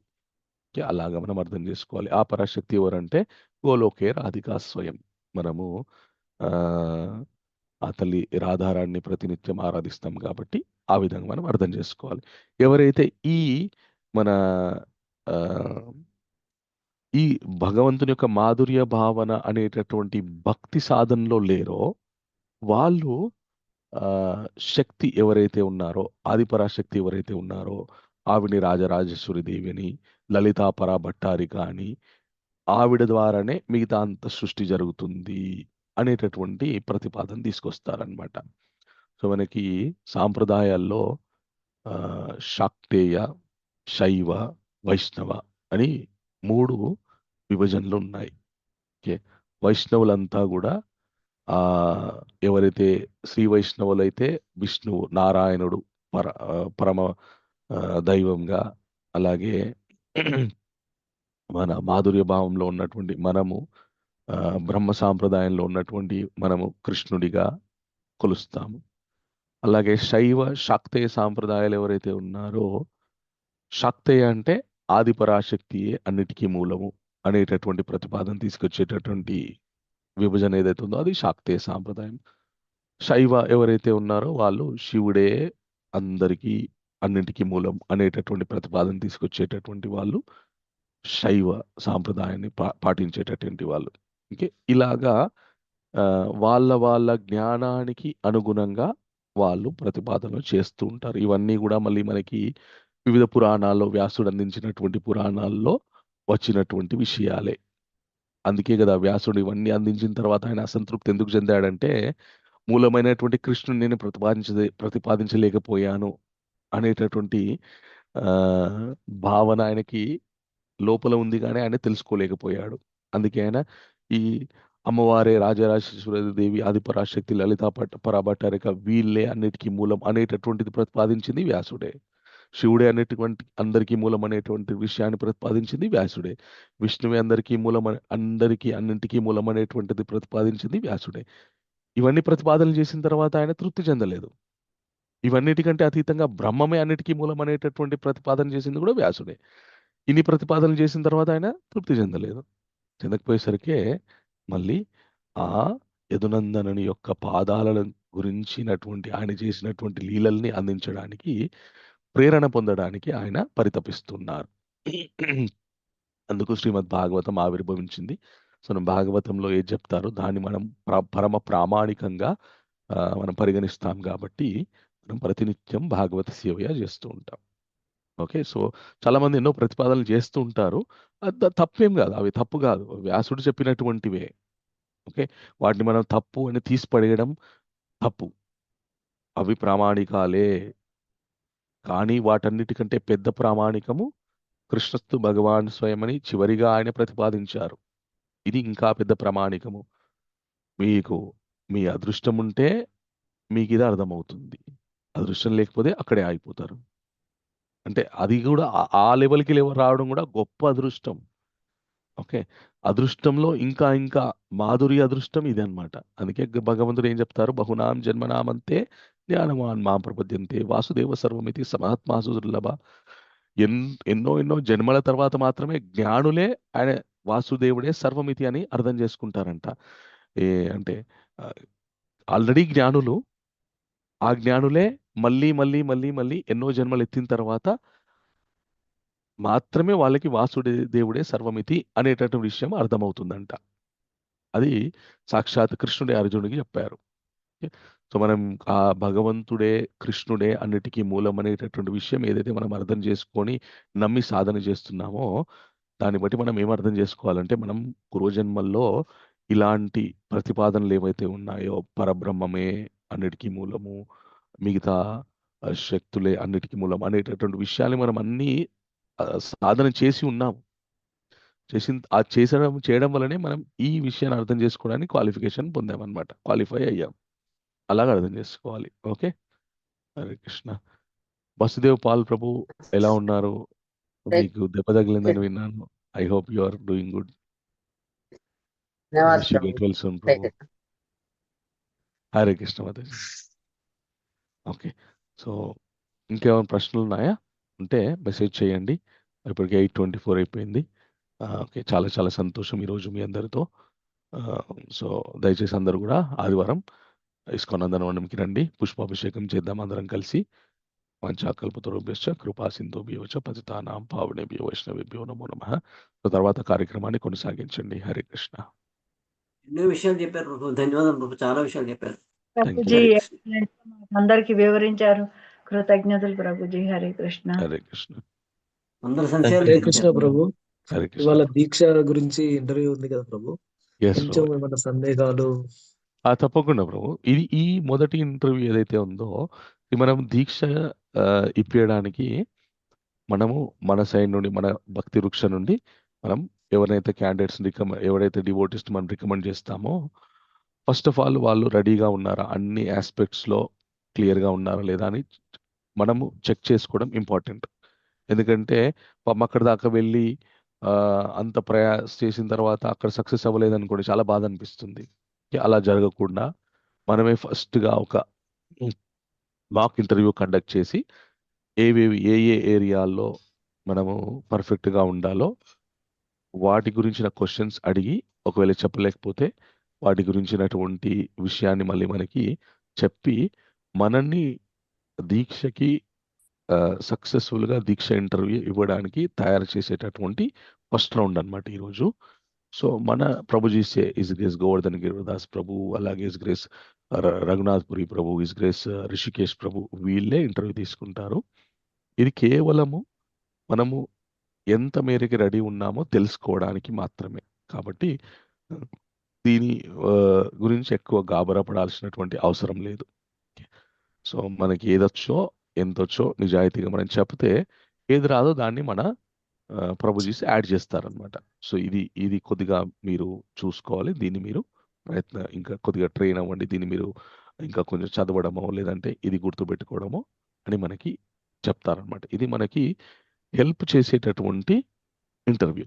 దీక్షకి అప్లై చేసే ముందు మనకి హెల్పింగ్ హ్యాండ్ ఉండాలి. మనకి ఏ విషయాల్లో మనం కొద్దిగా మనకి ట్రైనింగ్ అవసరమో లేదంటే ఏ విషయాల్లో మనకి ఇంకా నాలెడ్జ్ అవసరమో దాన్ని తెలుసుకోవడానికి పెట్టినటువంటిదే ఈ ఇంటర్వ్యూ. ఓకే.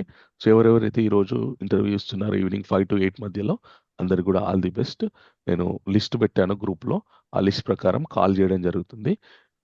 వీడియో కాల్లో ఉంటుంది, వాట్సాప్ వీడియో కాల్లో. అందరికి ఒకటిసారి ఉండదు, 1 by 1 ఉంటుంది.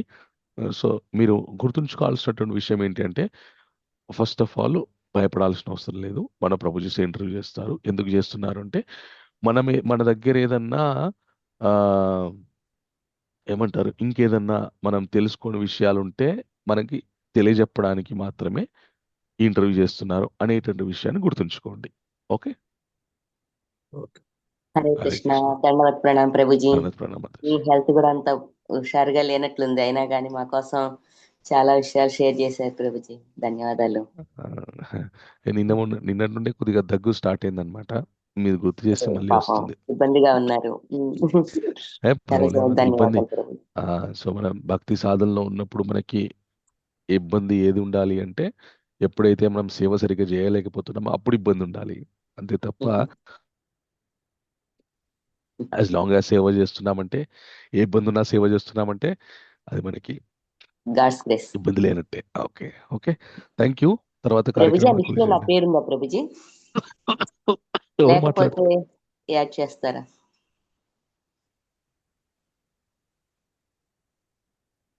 హరే కృష్ణ. హరే కృష్ణ. నా ఆ, పేరు ఆ లిస్ట్ లో ఉందా నాగచంద్ర ప్రభుజీ? కామత్. లేకపోతే యాడ్ చేస్తారా? నాగచంద్ర కామత్. నేను అవును, గ్రూప్ లో మెసేజ్ పెట్టాను, మీరు రెస్పాండ్ అయ్యారా? నేను చూడలేదు ప్రభుజీ. ఎప్పుడు పెట్టారు ప్రభుజీ? ఎప్పుడో పెట్టాను. అరే మీరు నిత్యానంద సేవకాస్ గ్రూప్ లో ఉన్నారు కదా? నేను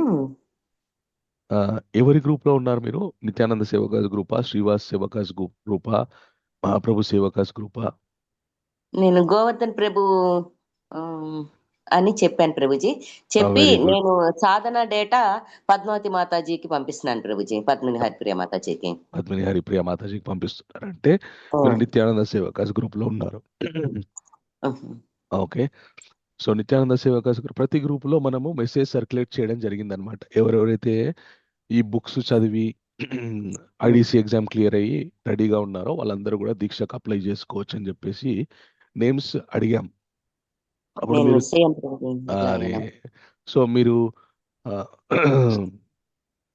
దీక్ష అప్లై చేయడానికి కావలసినటువంటి బుక్స్ ఏవైతే ఉన్నాయో, శ్రీమద్ భగవద్గీత, శ్రీమద్ భాగవతం మొదటి స్కందము, అలాగే మన టీచింగ్స్ ఆఫ్ లార్డ్ చైతన్య, భక్తి రసామృత సింధు మొదటి భాగము, ఆ, ఈ పుస్తకాలన్నీ మీరు చదివారా మాతాజీ? కొంచెం కొంచెంగా అన్ని చదివాను ప్రభుజీ. కొంచెం కొంచెం కాదు, పూర్తిగా చదవాలి. ఓకే. అండ్ ఐడిసి క్లియర్ అయిపోయారా మీరు? ఐడిసి ఎగ్జామ్ రాశారా? ప్రభుజీ రాశాను. సో ఇప్పుడు మేము ఎవరైతే దీక్ష ప్రాసెస్ చేస్తున్నామో వాళ్ళందరూ కూడా నేను ఏదైతే బుక్స్ చెప్పానో అవి కంప్లీట్గా చదివి ఉన్నారనమాట. సో మీరు ఆల్రెడీ ఐడిసి క్లియర్ అయ్యారు కాబట్టి, షెల్టర్ తీసుకున్నారు కాబట్టి ఫస్ట్ ఈ బుక్స్ అన్ని కూడా మీరు చదవండి. ఓకే. ఈ బుక్స్ అన్ని మీరు చదివిన తర్వాత మళ్ళీ సేమ్ ఇంటర్వ్యూకి మిమ్మల్ని ప్రాసెస్ చేస్తాం. ఇప్పుడు మనం ప్రాసెస్ చేస్తున్న వాళ్ళు కూడా కొందరు దాదాపు 15-16 మంది వరకు ఉన్నారు. వాళ్ళల్లో అందరూ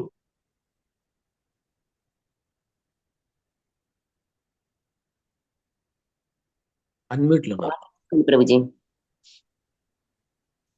సో మీరు ఆ బుక్స్ చదివి రెడీ ఉండండి మాతాజీ. మిమ్మల్ని కూడా దీక్షకు ప్రాసెస్ చేస్తాం. ఓకే. ఆ మెసేజ్ ఒకసారి రీసెండ్ చేయరా ప్రభు? ఓకే. మీ నిత్యానంద సేవకస్ గ్రూప్‌లో ఒకసారి చూడండి. ఎప్పుడెప్పుడు వచ్చింది మెసేజ్ అని చెప్పేసి. ఓకే. సో, నేనైతే మీ నేమ్ నోట్ చేసుకుంటాను. బట్ ఆ లిస్ట్ ఓకే నేను చెప్పిన లిస్ట్ ఉంది కదా! అది మీరు చదివేసి రెడీ ఉమ్, ఉండండి. ఓకే. ఉమ్. భాగవతం 4-5 స్కందాలు దాదాపు 9th 10th దాకా కూడా వచ్చాం ప్రభుజీ. ఆ, ఓకే. కొద్దిగా భాగవతం మొదటి స్కందం చదివారు కదా! ఆ, చదివాను దాదాపుగా. దాదాపు కాదు. చదివారా లేదా? దాని నుండి క్వెషన్స్ అంటే అడుగుతారు మాతాజీ. పర్ఫెక్ట్ గా ఆన్సర్ చేస్తానో లేదో కానీ ఐడియా ఉంది ప్రభుజీ. ఓకే ప్రభుజీ, మీ ఆ? ఇష్టం ఆ, ఎప్పుడంటే అప్పుడు. మీరు ఈ బుక్స్ ఏవైతే భగవద్గీత ఆల్రెడీ చదివారు. భాగవతం ఫస్ట్ క్యాంటో చదివారు. రైట్. చదివాను. టీచింగ్స్ ఆఫ్ లార్డ్ చైతన్య చదివారా? అది preachings of lord Chaitanya Chaitanya, Mahaprabhu బోధనలని చైతన్య ఉంటుంది. ప్రభు తీసి ఆదిలీల మధ్యలీల అంత్యలీల చదివాను ప్రభుజీ, 3 కూడా అయిపోయాయి. ఓకే. ప్రభుపాద బయోగ్రఫీ చదివారా? అదే విన్నాను మ్మ్. ప్రభుజీ, చదవలేదు ప్రభుజీ. ఓకే. అండ్ భక్తి రథామృత సింధు చదివాను ప్రభుజీ, విన్నాను ఫైన్. కంప్లీట్. అదే మరి మీరు రెగ్యులర్ గా Nityananda సేవకాస్ meeting attend అవ్వట్లేదా?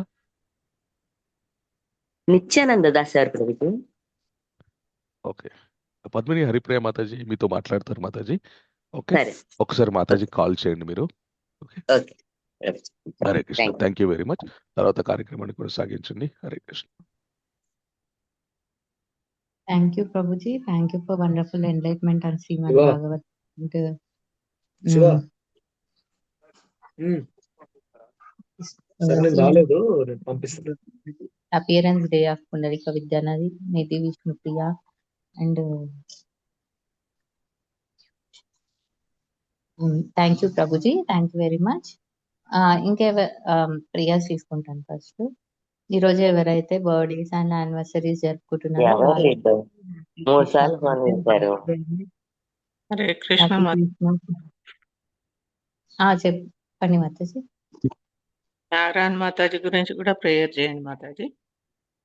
Okay Mataji. Padmaja Mataji నా చెయ్యి గురించి కూడా చేయండి మాతాజీ. ఆల్రెడీ రాసాం మాతాజీ, మీ పేరు లిస్ట్ లో ఉంది already. Hare Krishna Mataji. Recording on లో ఉంది మాతాజీ. హరే కృష్ణ మాతాజీ. పద్మజ మాతాజీ. ఒక్క నిమిషం మాతాజీ, రికార్డింగ్ ఆఫ్ చేస్తాను. ఓకే. సరే, రాధే రాధే.